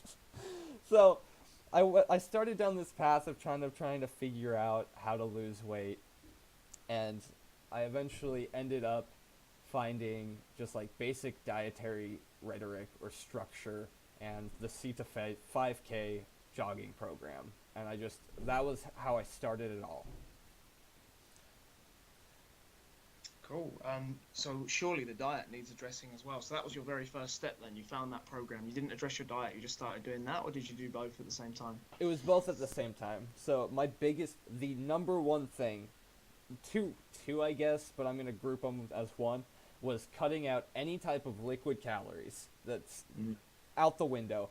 and any type of junk food I had at the time, albeit I don't like wasting food, and that's something that's developed further on through my life, like it's becoming more of a resonating point with me. At the time, any type of sweets, any type of chips, any type of like a very obscenely unhealthy foods right into the trash can. I could not have them in the house because there was a lack of self-control at the time. Yeah. And limiting your access to such a thing, I think it was kind of lucky that I wasn't working at the time. I was younger. I think I was 17 or 18, and I hadn't quite gotten a job because I was going to school, going to college, things like that. I didn't have like money to purchase these junk foods again, so I was kind of in a lucky state to kind of clean up and develop that self-control before I started gaining financial independence to buy it. And that was like the biggest thing, just getting rid of like I'm gonna Little Debbie brownies. I don't know if you know anything about those, but they there's an American classic, let me tell you. Right. I should Google it.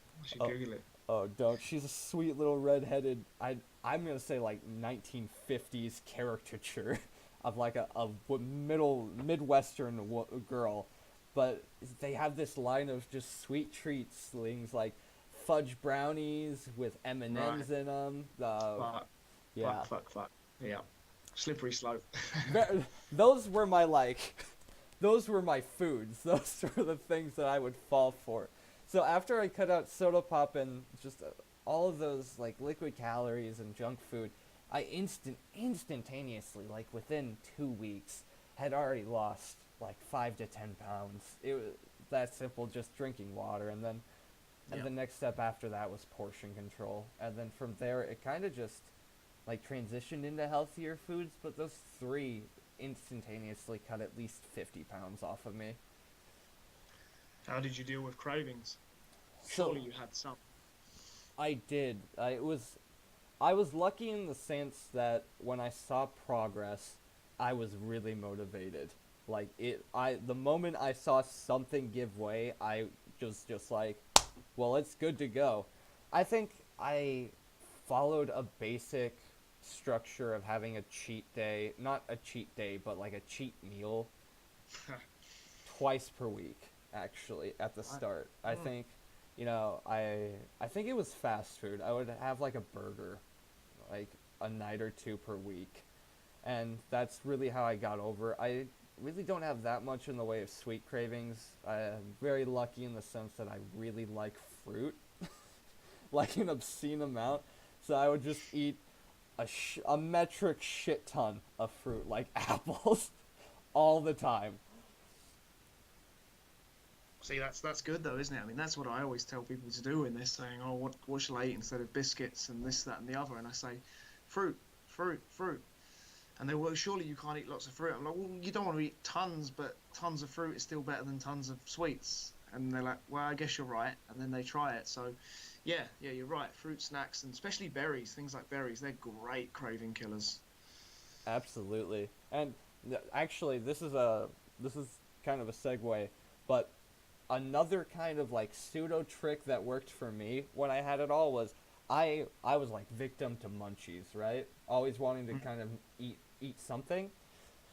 And then I bumped into this trick, and I refound it again in Danny Cavadlo, if I'm correct, one of his books.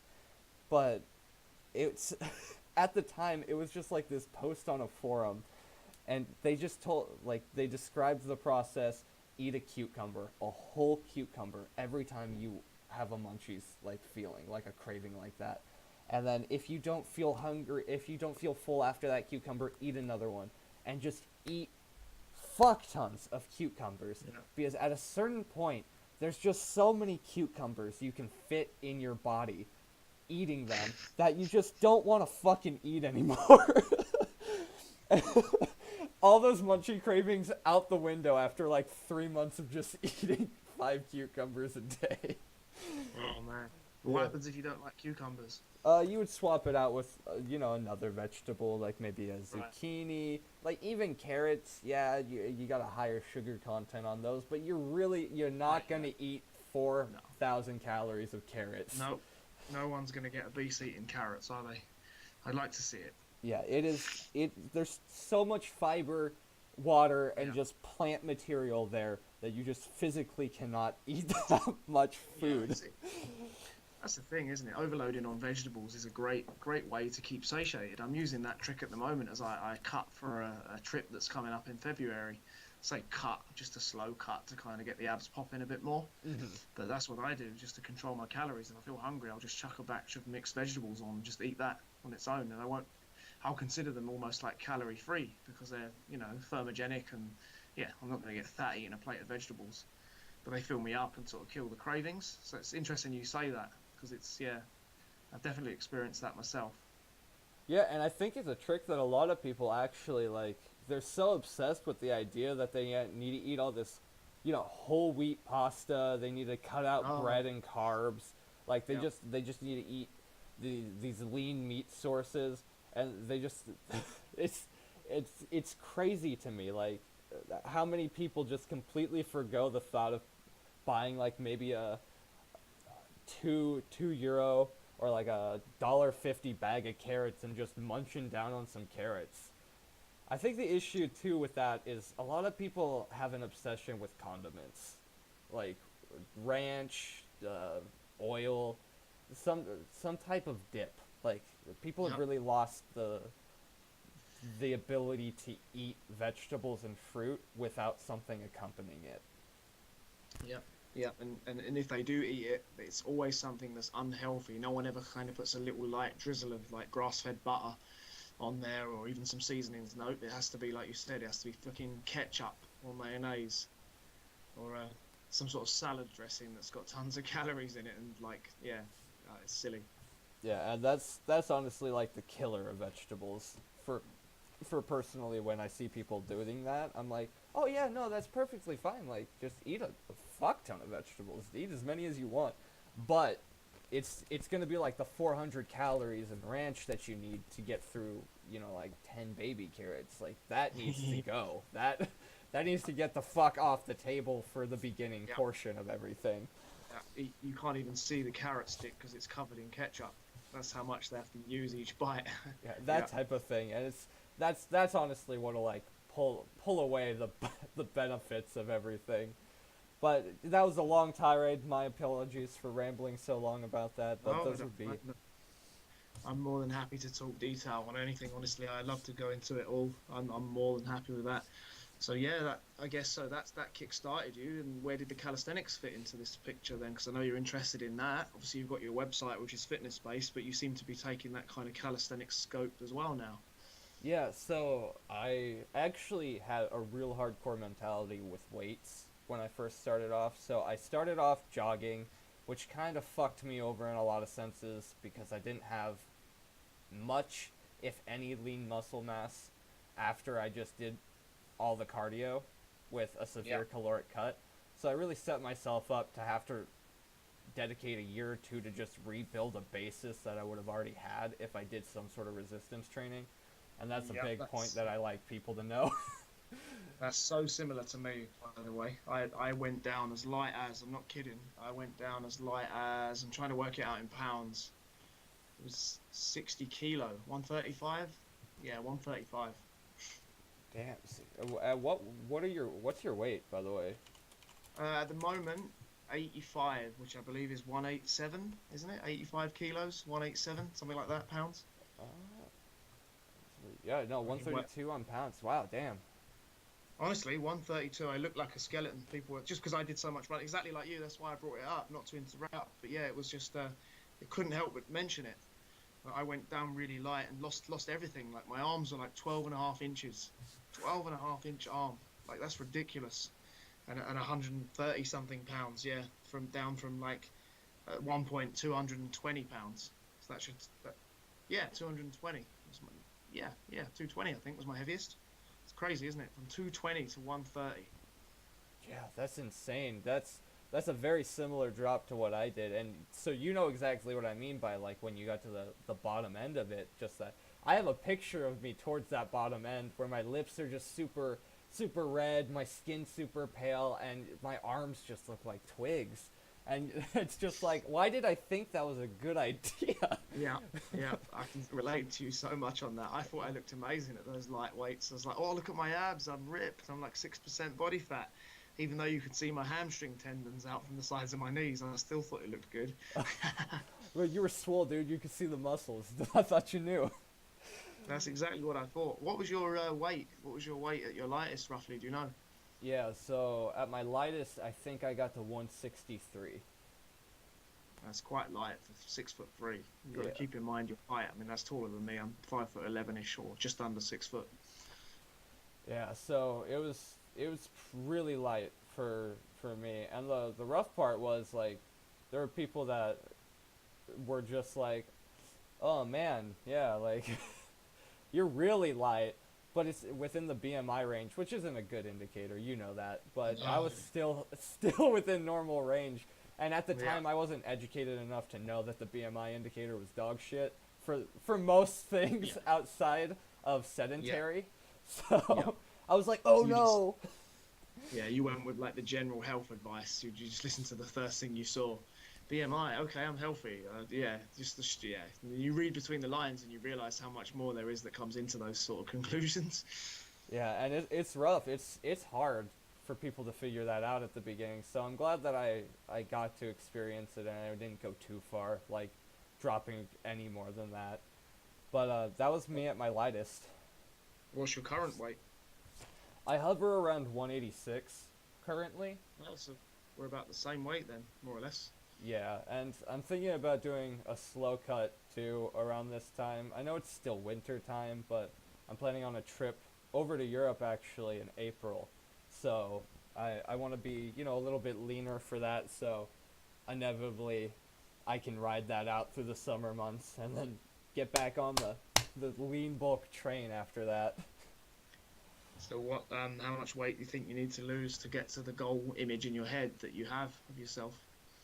I'm honestly just thinking dropping to like maybe 175. I really don't want to go much lower than that because I don't feel like Yeah, I get that's too much getting lower. yeah, that would be quite light. That would be quite light for your height, wouldn't it? Definitely. Well, Hmm. not light, but yeah, I know what you mean. Below that would start getting quite light for a 6'3" guy. Definitely. Yeah, and I don't think I have too much in the way of like body fat kind of blocking me from getting kind of the look that I want. It's really just like kind of maintaining at this point, eating enough calories so I can kind of deal with the 4 to 5 days of semi-intense training per week. Like I want to be able to stay calorically filled and be optimally training, but also be on a slow cut. Yeah, that's the hard part, isn't it? Is it's getting the training volume right because you get these people that think that they need to do a ton of sets and reps and almost increase the volume whilst on low calories, and then they wonder why they're burnt out and feel like shit and make no progress.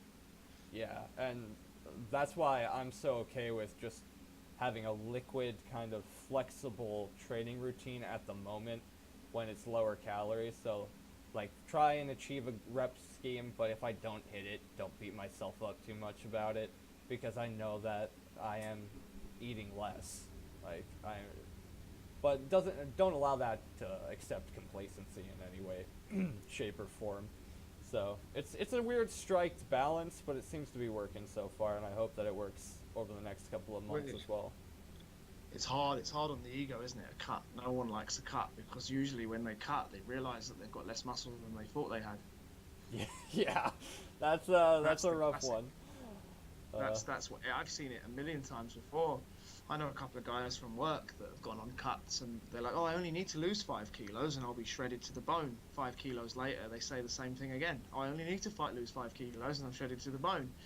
So they realise that they need to lose probably twice the weight they thought they needed to to like properly be ripped.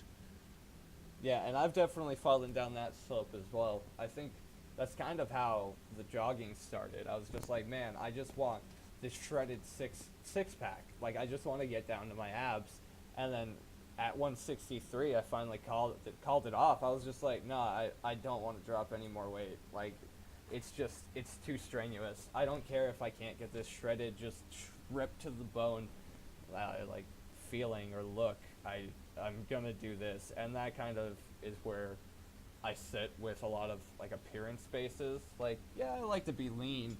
I don't ever want to gain too much weight again, but I'm not worried if I'm going to have, an extra 5 pounds if my performance is still going up. Like, I'm not worried about that. Yeah, I think that's the key point of that, isn't it? It's performance. That's what I tell everyone. If you train for performance, the rest takes care of itself. That's what I've always done. People say like, "Oh, what do you do for biceps?" Because I've always had sort of peaky big arms. Always, admittedly, genetics are probably good for them. But I always say like, I don't train for biceps or nothing. I just train levers or this, that. I work towards a move, and whatever happens, happens. And I keep my lifestyle in check. And then what will be will be. Your hormones are in a good place, and the rest will take care of itself. But yeah, I think that's yeah, that's key definitely. Absolutely. But what did you have another question for me as well?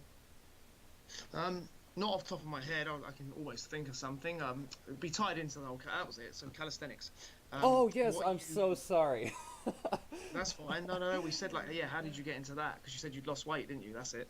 Alright, sorry about that. I got on too much of a tangent. Okay, so I started out with That's jogging, did weightlifting, injured myself because I didn't focus on stretching at all, and then during that recovery period, I was just aching to do something. So I bought a pull-up bar, and when I went back to the gym, I I realized that my deadlifts I kept on having like the cat arched back, and I didn't know how to work with my lats. I didn't know how to tense them. I didn't know how to hold the position. So I got a pull-up bar, and I was like, oh, if I learn how to do pull-ups, I'll be able to learn how to kind of tense my lats, depress my scapula, really get that form down. And then from there, I started gaining strength, and I looked better after a short time following the start body weight routine, which is actually kind of what I delve my current routine off of right now. I don't know if you've ever checked his resources out, but they're top notch. right. No, But I haven't. I need to look at that. but I started doing that, and I have some pictures from later, like when I started out, and you could see definition of my back muscles. I was getting that V taper. Uh, my abs were protruding more because I was actually focusing on doing some specific ab work, and I was just getting a well-rounded physique. And I looked at it and I was like, wow, this is really cool. Like I can move my body way better now, and albeit my absolute strength definitely took a dive to that, especially with legs. Like I miss weighted squats tremendously, but in that injury, I learned about the beauty of calisthenics and the multiple things that you can do with your body, the skills you can develop, and just how well that transfers over into most sports activities and day to day life. Yeah, and also they build the strength in the weights. I've honestly found that on every single compound lift in the weights world, like your classic powerlifting moves, my numbers have gone up without even training them. And that's even for legs. Can you believe that? Just without even training them. Yeah, no, I could see that entirely. I mean, I can't do nearly as much as I did before when it came to squats just because of like the routine I was following, but I can still I can still squat a decent amount, and Yeah, my bench is actually probably stronger than when I left, just due yeah, to support like ring supported dips, uh, ring turned out dips, pseudo planche push-ups, just the sheer amount of push work that you're capable of doing with body weight routines. Just I can easily do 135, which when I was back at the gym originally, I couldn't even get up to a single plate. I remember dropping the bar on my chest, and I had like a 25 on each side. And I remember just being filled with shame as somebody helped me lift the bar off my yeah. chest. I've seen that before. Yeah, I've seen those people. Yeah, it happens, like, doesn't it? Like everyone's got that sort of story. Yeah, that the shame at the gym, like the having to just like clean up and go home and just be like, hopefully they'll forget that I ever showed up today. So, are But you training strictly calisthenics at the moment, or is there weight work that's incorporated? I strictly train calisthenics just due to the fact that Nice, I would like to nice. incorporate weights into my chins. I want to do some weighted chins, just entirely to work on like a grappling based strength. That Yeah. kind of transfers over into like what I want to develop for MMA, just like that combat sport. But yeah, no, I really just do calisthenics and I focus on what I need at the time. So you've seen in my Instagram posts recently that I've started doing towel pull-ups instead of Yeah. the wide pull-ups because I Yeah. found that that increased my ability to hand fight and be able to do better in grappling scenarios, and kind of it got rid of the elbow like the tennis elbow that I was developing from all of the grappling. Yeah. Yeah. Another good one would be rope climbs if you had access to them, but I don't know. You probably haven't. They're hard to get access to, but if you can get a rope climb, great exercise for that. Oh my god, I can't even tell you how badly I want access to a rope climb. I don't we don't have one anywhere that I know of, and I don't have a tree that's tall enough to support my Yeah. weight with it either. So it's like, man, I want rope climbs so bad. I've heard that they're so good for developing just total Yeah. upper body coordination and developing bicep strength too. Yeah. It's mostly CrossFit gyms that you'll find a rope in. Normally, a generic gym won't. The gym that I use at the moment, not workout, but my gym, so to speak, that I'm using while it's winter before I go back outside, has got one, but then that's considered a street gym, like a street workout gym. So they're going to have like all the calisthenics sort of accessories, and that's what it's got. So I'm very lucky, but yeah, that is some exercise. If you do the legless rope climb, yeah, you will. Yeah, you need to find one. Honestly, I can't recommend it. It's a great feeling. It's just different. Like it taxes the grip in a different way. It makes the arms work in a different direction. It's yeah. It's just and it's fucking hard on the elbows as well. Just to warn you. Oh man, I no, that's gonna be something that I look for every time I find like a rope swing or like a just a swing in general while I'm hiking or out and about at like a camping spot. I try my best to try and climb it because I don't know when the next time I'm gonna find a rope is that's hanging securely from somewhere. Uh, Yeah, it's a great move. That it's like I say, it works very well for the one arm chin up as well, isn't it? It's a great accessory exercise for one arm chins. If you're looking for a one arm chin up sort of power, that works really well for that. I'm gonna start using it a little bit more here and there. that's what I was thinking as well. Like just the unilateral kind of like momentary holding of yourself in a flex state while trying to bring your arm back up, especially if you are doing legless rope climbs. Like that's a phenomenal transitionary. Just like biomechanically, it looks damn near similar to what the one arm chin up would be. Albeit you're not going to be in the neutral grip usually in the one arm chin up. I think most Yeah, people usually supinate it, yeah, but yeah, because there's that twisting effect, isn't there? And no matter what variation you use, there's always that slight twist as they pull because you rotate around towards the bar or the ring, whatever you pull on. yeah, And but it's that's one that's on my agenda this year, which leads me into my question for you. Big goal coming up for calisthenics. Choose one. What is it? man. My big goal, there's, I'm gonna give you two because it's gonna be pushing and pulling. My pulling Oh, goal is getting a band supported muscle up because right. on the rings, because I kind of have a hard time finding a location to hang rings because of my heights. Being able to both have Yeah. my feet off the ground and not slam my head into anything that's supporting my rings. Yeah, So I get that. I get that. Yeah, low anchor point rings are common, aren't they? it's real hard to find a place for that. So securing a location to work on that and getting a band to help me develop that explosive power and getting out of the hole on the pull up for the muscle up. So have you got a decent full grip on rings? I haven't trained it much. I'm gonna actually probably employ what you told me about because I was always thinking dynamic, like oh, I would like rows or doing like pull-ups with the false grip on the rings, but just the thought of doing just that, like that basic row position, just in the false grip, would get me used to the feeling out of my wrist. So I think I'm gonna integrate that in actually, that static exercise, so I can get comfortable with the false grip on the rings at first. And And your pulling power, you're pulling from what I've seen, looks like you're strong enough to get a ring muscle up. I'm actually unsure. Very.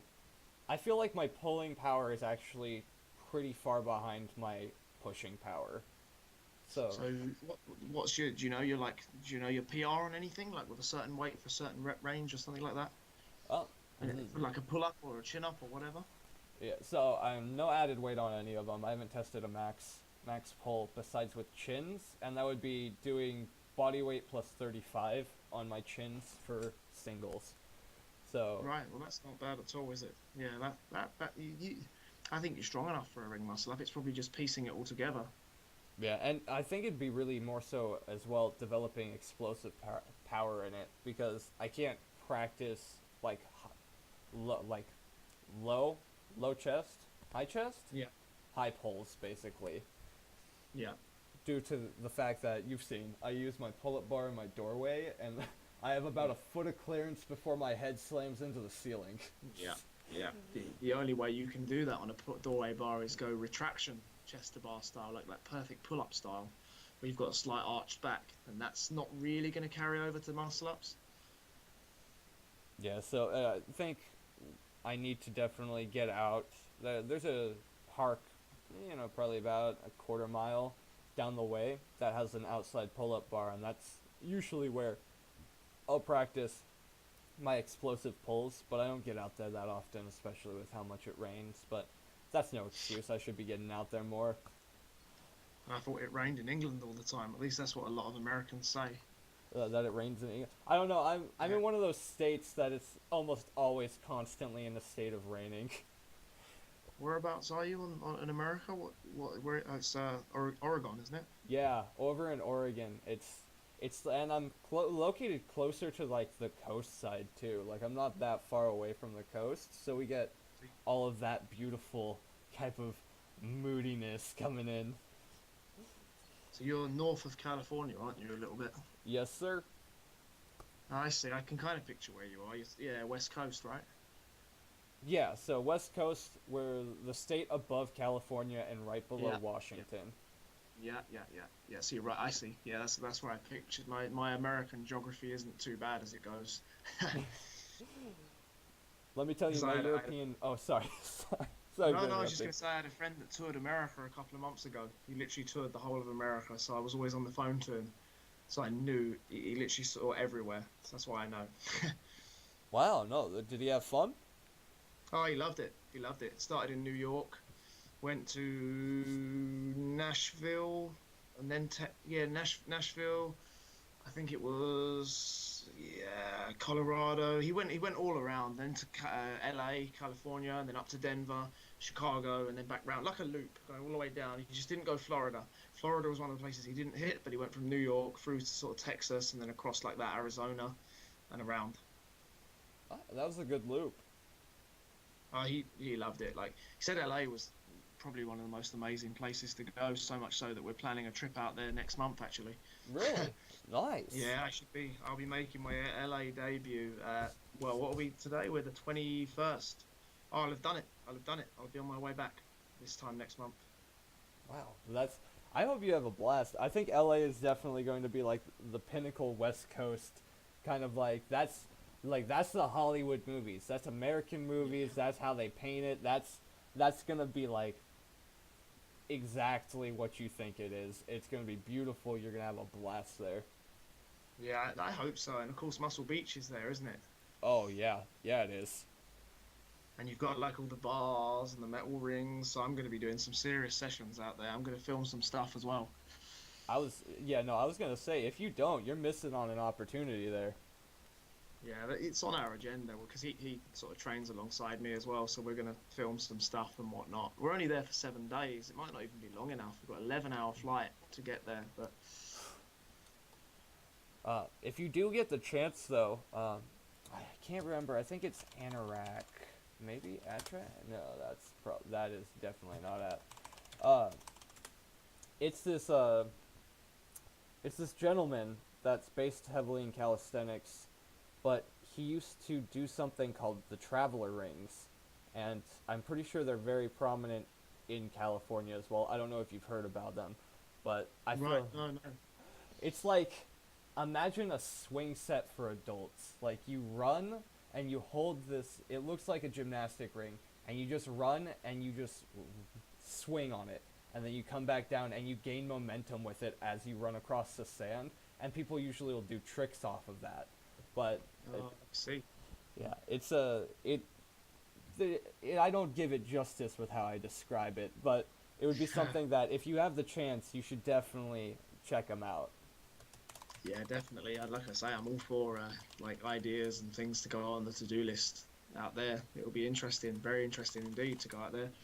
And that's kind of what I'm training for, so that my level is decent, so I can actually film some decent flows for once. I hope. But yeah, exciting stuff. But what was you saying about Europe? Sorry, before I got into the whole America chat. Oh no, no worries. Europe. I mean, I'm going over to Europe for a little bit in April, so Yeah. that'll be fun. I'm really excited. Oh, Europe. My map of Europe in my mind is nowhere near as good as your map of the U.S. is in yours. Like, Right. I've tested myself on European geography, and it is not that much. It's not that good. So, where in Europe are you planning to visit? I will be in Serbia, and I might be Oh, taking wow. a trip to Chechnya, maybe, depending. Okay. There's some interesting countries. Yeah, they're quite low key generally. They're not probably the most visited countries you would see in Europe. No, they're definitely not. I have a friend actually that lives in Serbia, so I'm gonna be visiting them. Oh, cool. Wow. That's how long are you going to be out there for? The plan's actually for a month, so I'll be out there for a Oh, month. and will you? Do you think you'll keep up with the whole training and the website and the writing the articles and things like this? So writing articles, I'm unsure about. I definitely do want to do one about us because it would be a perfect time to bring up how to train while traveling. Because a lot Perfect. of Yeah. people just instantly like give up on it, and that's why I love like bodyweight fitness. Like when I was in Japan, we were walking a lot, but I was still doing like daily mobility work. I was doing squats especially and push work along with a lot of supermans to work out my lower back. I didn't have Yeah. much access to pulls, so I kind of kept my pushing limited due to the fact that I Yeah. didn't want to do any type of muscular imbalances while I was there. But I want to write an article about that, but I don't think that I'll be too up to date like I want to be, just due to the fact that I will be walking so much and seeing so many different places. But I'm definitely gonna keep up with my training though. Like besides all the walking, I'm gonna definitely find myself uh, either a tree for my gymnastic rings or a bar. Because how can you go to Serbia where the Bar Brothers are based? You know, Yeah. these Yeah. That's calisthenic true. legends and not have an outdoor pull-up bar. I'm gonna call blasphemy if I can't find a single one. Oh man, if you don't, there's an injustice in the world. But Europe seems to be good for that, you know. Like a lot of the European countries, not so much England, but definitely the European countries, like more on the continent, they are good with their pull-up bars and stuff and their workout parks. I saw this in Spain. I was in Spain in September, and honestly, like there was loads of pull-up bars and things. It's just made for it compared to like you think, why is there not more of this in England? It's the same thing in America. It's actually kind of hard because the only place you kind of find any type of structure that you could work out on outside are kind of on like playgrounds, and that's more Yeah. suited towards children. So it's Yeah. kind of a taboo subject. Like besides California, where obviously they have Muscle Beach, they kind of get a you kind of have a hard time finding outdoor parks where that just have a Yeah. pull-up bar. Yeah, and if they do, it's not suited. It'll be either too thick, too low. I know what you mean. It's not designed as an actual street workout bar. It's like put there with good intention, but it just doesn't pan out right when you use it. Yeah, and I think that's a I don't know if that's a big occurrence over in Britain, but I personally find it very hard to find any place to kind of do any type of pulling work here unless you're okay with working with oddly situated ones. So like Al Cavadlo in a lot of his books really like to talk about like the different places you can work out on, like Yeah. street bars, you know, anything like railings, especially overhanging like scaffolding. He really likes to do pull-ups on. But Yeah. it's like you really have to be creative to find a good place for that. Yeah. It's for that reason why I designed a pull-up bar in my own garden, just because I needed access to it. I thought I've got to have this at home, otherwise I'm not going to get anywhere near the results that I could or should. I get that. That's actually an end goal for me when I end up settling down somewhere. You know, either at a home or a place that I plan on being there for quite a while. Is to actually build myself a nice pull-up bar in the backyard. Yeah, it's kind of like everyone's dream if you're into this, isn't it? It's like having that, and you can build on it. You can have like dip bars coming off of it, flag handles. You can have all sorts if you really are. I mean, I need to upgrade mine. In fairness, mine's just a bar, but it's high enough. It's about 8 foot high. So for me, if I stand up, I have to jump ever so slightly. I can hang dead on it with my feet just off the floor, which is what I want. But like, and it's about 6 feet wide, so you can have two people on it. In theory, like we could be next to each other, hanging, and we could both be doing muscle ups, and we wouldn't get in each other's way because it's wide enough. It sounds like a great setup. That's kind of like the dream setup, like you said, for anyone that practices calisthenics, like having that nice bar that you can train with at like in the back of your house, especially during summertime when you're getting like the sun rays on you, synthesizing Yeah. correct hormones, getting that melatonin release later on. Like that sounds like heaven to me. The funny thing is I don't actually use it that much because we always go to the park that's nearby us because it's on the hillside. I'd tell you more about it, but you wouldn't know what it is. But it's like a beauty spot.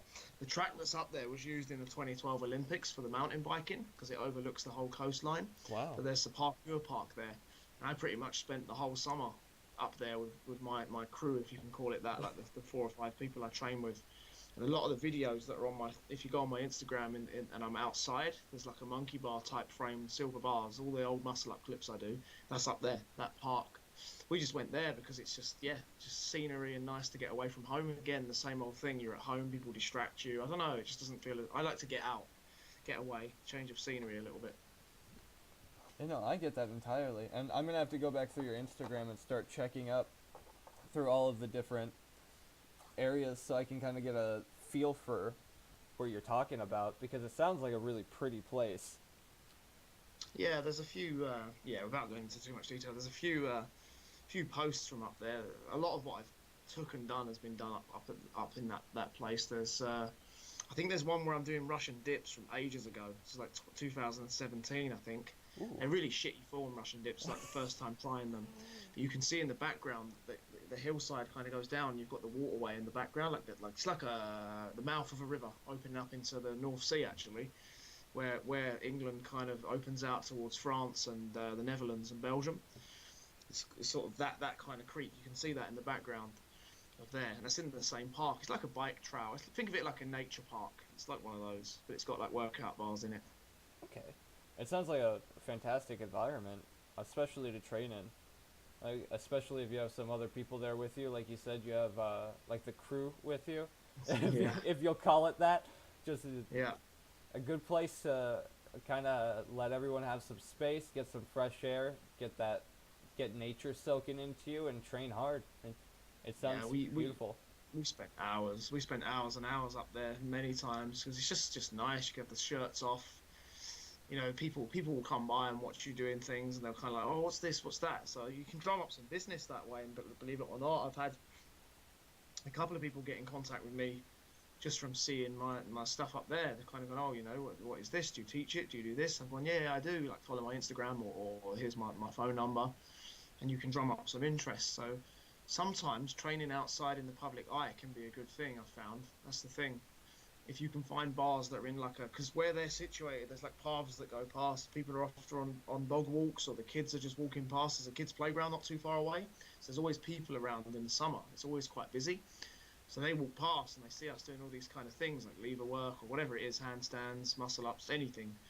And they're just like, shit, what's going on here? And not everyone approaches me, but I've had the odd kind of confident character come up and be like, What's going on here, lads? What's going on? And then we'll tell them, and then they're like, oh my god, I want to get into that because I'm just bored with the gym, you know, that usual story. And then Hmm. one or two people I work with have come about that way, just from that. So you never know, you know. It's like I say to you, like even yourself, I'd say get out in the park if you can when the weather gets good, because you just never know. If you can get someone to train with you, then it becomes, in other words, when you've got people with you, you want to spend more time there, which you never know. You spend a little bit more time there, and you just never know who you might meet. That's what I mean. Yeah, absolutely. And that goes back into the creating interpersonal like communication skills. Like the more you're out there, someone eventually will approach you and be like, "Hey, either can I work in or what are you up to? What's that move called?" And then it can drum up business, like you said, or just good like friendships, like interpersonal relationships with people. Like maybe that's how you'll meet somebody that'll push you to achieve better goals in your life. Like there's so many missed opportunities by not doing that.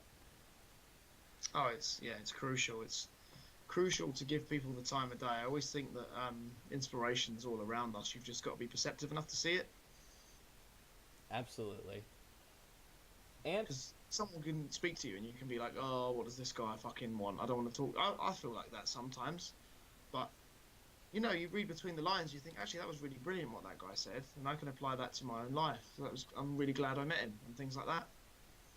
yeah, and it's being able to see like the positives in every opportunity or scenario that you're presented in, and I think that's a skill that a lot of people lack. Oh, definitely, yeah, definitely.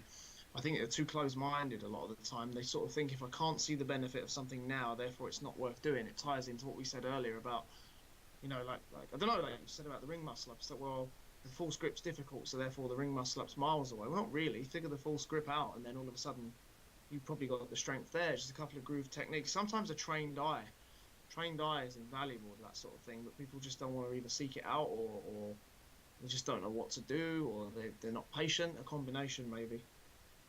Yeah, and it could be any one of those or any different combination of things, but I think that ultimately ends up stalling people in progress that they otherwise could make. Oh yeah, it does cost people big time. I think that kind of mentality, and also convincing yourself that you're not good enough for something. It's like, oh well, oh, I'm not strong enough for that. Like even our workshop, like the amount of people that said to me before this bodyweight workshop that we've ran twice now, they've said to me, I was going to go, but I wasn't strong enough. And I say to them like, okay, so can you do a pull up? Oh yeah, comfortably. Can you do dips on rings? Yeah, comfortably. Well, then you're fucking more than strong enough. Why didn't you come along? And they're like, oh, I didn't realize it was that easy. I'm like, it's a beginner calisthenics workshop where we touch on more advanced skills, like the progressive levels. So I don't know, like whether that's an excuse, but people seem to like to go, oh no, I can't do that. Oh no, I can't do this. Oh no, I can't. I can't. I can't. It's their favorite word, or favorite two words. I can't. Yeah, and so many people are just like unwilling to see what they are capable of, either through fear or just thinking that it's not going to be good enough without ever trying. Like you said, it's they're comfortable of doing the pull-ups and the dips, but they thought, oh man, this I thought this was going to be like I had to knock out a 2 minute front lever full just starting Two off. minute, 2 minute front lever. Fucking hell. But that's That's like that's what people think though. Like they automatically assume that they need to be able to do like 20 pull-ups with correct form and pop yeah, out like 10 perfect muscle ups in a row. Like yeah, can you do a pull-up? Can you did you show up? Like we can yeah, regress all of these yeah. exercises to fit any difficulty level. Like you were going to be Absolutely. perfectly fine if you showed up. Absolutely. Like, yeah, that's just it. People seem to think that what you see is what you get. Again, this Instagram stuff, you see the best of people. You don't see the worst. Like nobody really puts up their bad. Some people do, in fairness to them, but we're all trying to showcase ourselves in a good light. So they look at that and think, oh man, this guy's doing all that. It's like not every single session I'm not hitting that stuff. Yeah, it's really like a highlight reel more than anything for most people.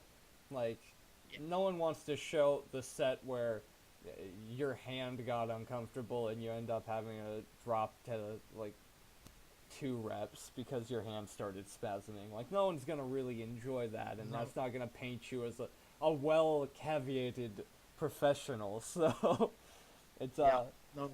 You're right. No one wants to see that, and no one wants to show that. But sometimes it's nice to see that, just to kind of go, oh, okay. Not everyone runs at full steam all the time, because we all think we have to, but we don't always have to. You just need to chip away at stuff. Yeah, and I think the big thing that a lot of people need is being shown that their idols or the people that they look up to are human and they do have those down days. Like there's been times where, I had a tightness in my pecs and I was just like, well, I'm not going to be able to do these dips today. What I'm going to be able to do is just a set of decline standard push-ups. And that's not anything insane.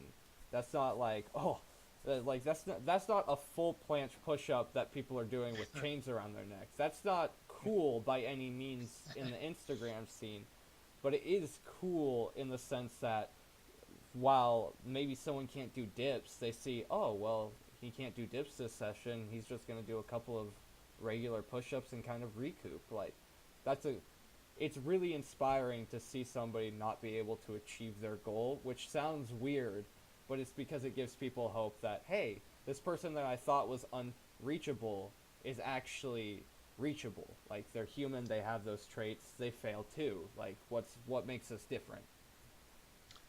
Yeah, definitely. And I think even the regression, what you said about regression, being willing to regress and exercise, I think that's key as well. And sometimes people just don't know. They think because their program says dips, they've got to do dips. But sometimes just having that little bit of knowledge where you think, okay, a decline push-up is probably just one step down the hierarchy and therefore good enough. I think it makes all the difference. It's a good point that you make. It's a really good point. Yeah, and too many people are afraid of regressing because they think that it's going to instantly drop their strength levels by shitloads. Just Well, putting it bluntly. Like, yeah, I'm as guilty as sin when it comes to that. Honestly, I am absolutely banged to rights on that one. I'm probably one of the world's worst for that. If ever I have to scale anything back, I really do get like proper like, don't know, annoyed, irritable. I'm just like, oh, well, it doesn't count. This is pointless. It's a waste of time. I don't want to scale it back. It's shit. I'll go on these rants. It's hilarious. It really is funny.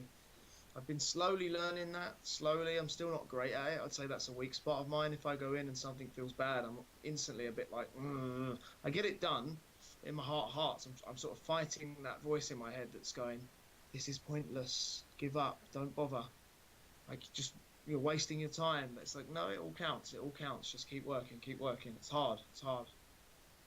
yeah, and absolutely. So many people just kind of, like, they think that, oh man, this isn't the same thing that I was doing. Be it in weight training, like if they need a deload, they think, why am I deloading? I was just benching 135 or like 225.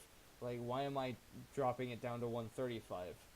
I'm losing all of this time, all of this strength. This session isn't going to be helping me get any stronger. But so many people lose the sight of, hey, this is actually going to be a beneficiary thing, and as well, it's better than you putting in nothing. Like, you not lifting any weight, unless it's a very severe injury and you need that passive rest, you lifting nothing is going to be worse for you than lifting 50% of what you were doing the day before. It's anything is better than nothing, is my view on it. Yeah, I'd agree 150% on that. That's something that I've found, and it ties a little bit into what we were saying earlier about passive rest days versus active rest days. I used to be a fan of passive rest days. I'm not now. I cannot stand doing nothing all day. I think that does nothing for me.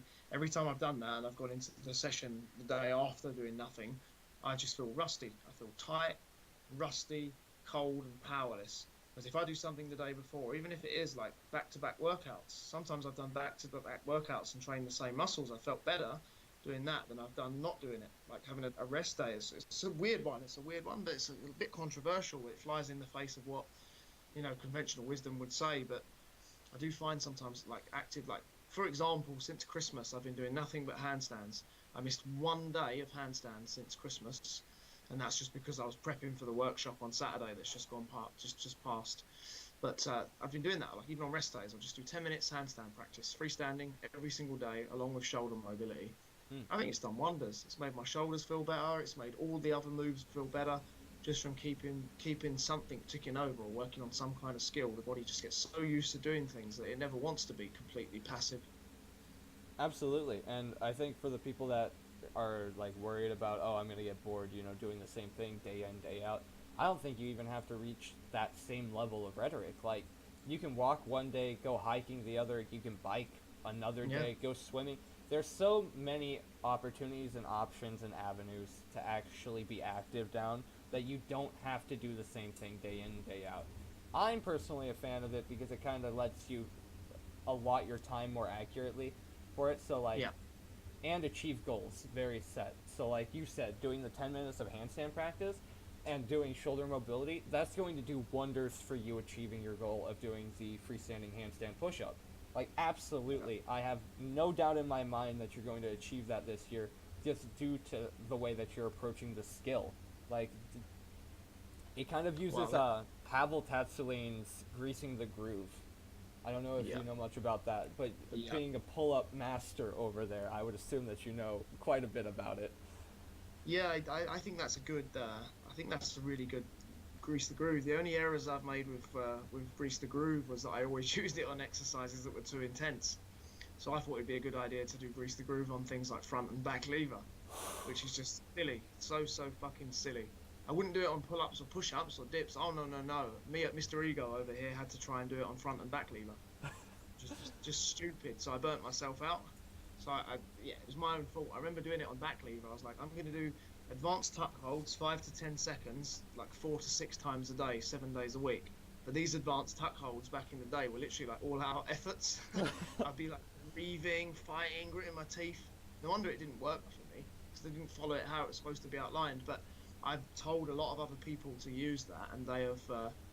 Yeah, man, they've got great results with that, especially on the bent arm stuff like you mentioned, pull-ups and things like that.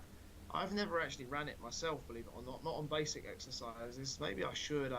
Maybe I will. I'm kind of doing that with the handstand, you could say, because it's only a strict 10 minutes, and I leave it there. I'm not fatiguing or anything, and it's worked really well. So I suppose it would work. I could see that working for any calisthenics skill as long as you are strict with not overdoing it.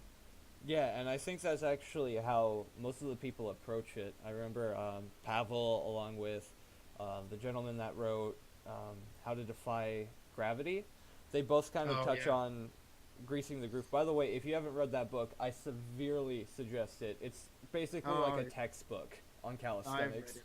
I've read it from front to back twice. Oh man, that's yeah, no, that's I'm not convinced that to do calisthenics, like to become like a teacher of calisthenics, that you can't not read that book. Honestly, it's just got too much information in it that you'd be That missing out that book otherwise. is that book is absolutely immense, isn't it? It's my all-time favorite book I think that I've ever read, especially on fitness. And if anything with you, I base all of my PT sessions and everyone I work with is based off the principles of that book, Overcoming Gravity. I think it's just, yeah, beyond anything. I mean, I think I paid £34 for it, which I don't know what that is in dollars, $50, something like that.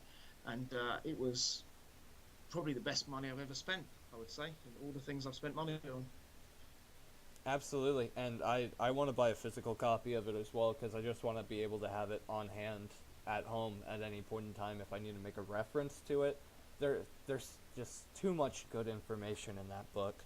But Did you read it on Kindle? yeah, I Then read or it on my phone. yeah, and you've read it on your phone, front to back. You've read all of it.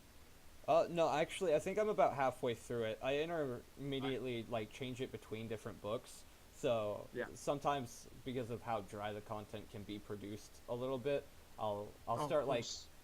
I'll start losing like the focus that I need to be able to actually perceive the information in the way that it deserves to be like read.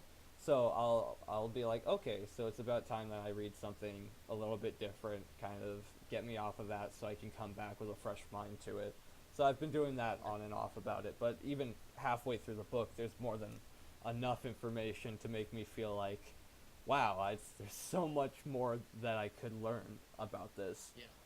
Yeah, that listen, I reread it every so often. I'm always revisiting it. It's actually open up on my bedroom floor, right next to my bed. It's wide open on a certain page. I think it's on handstand pressing at the moment. I've been reading on again, just reminding myself on that.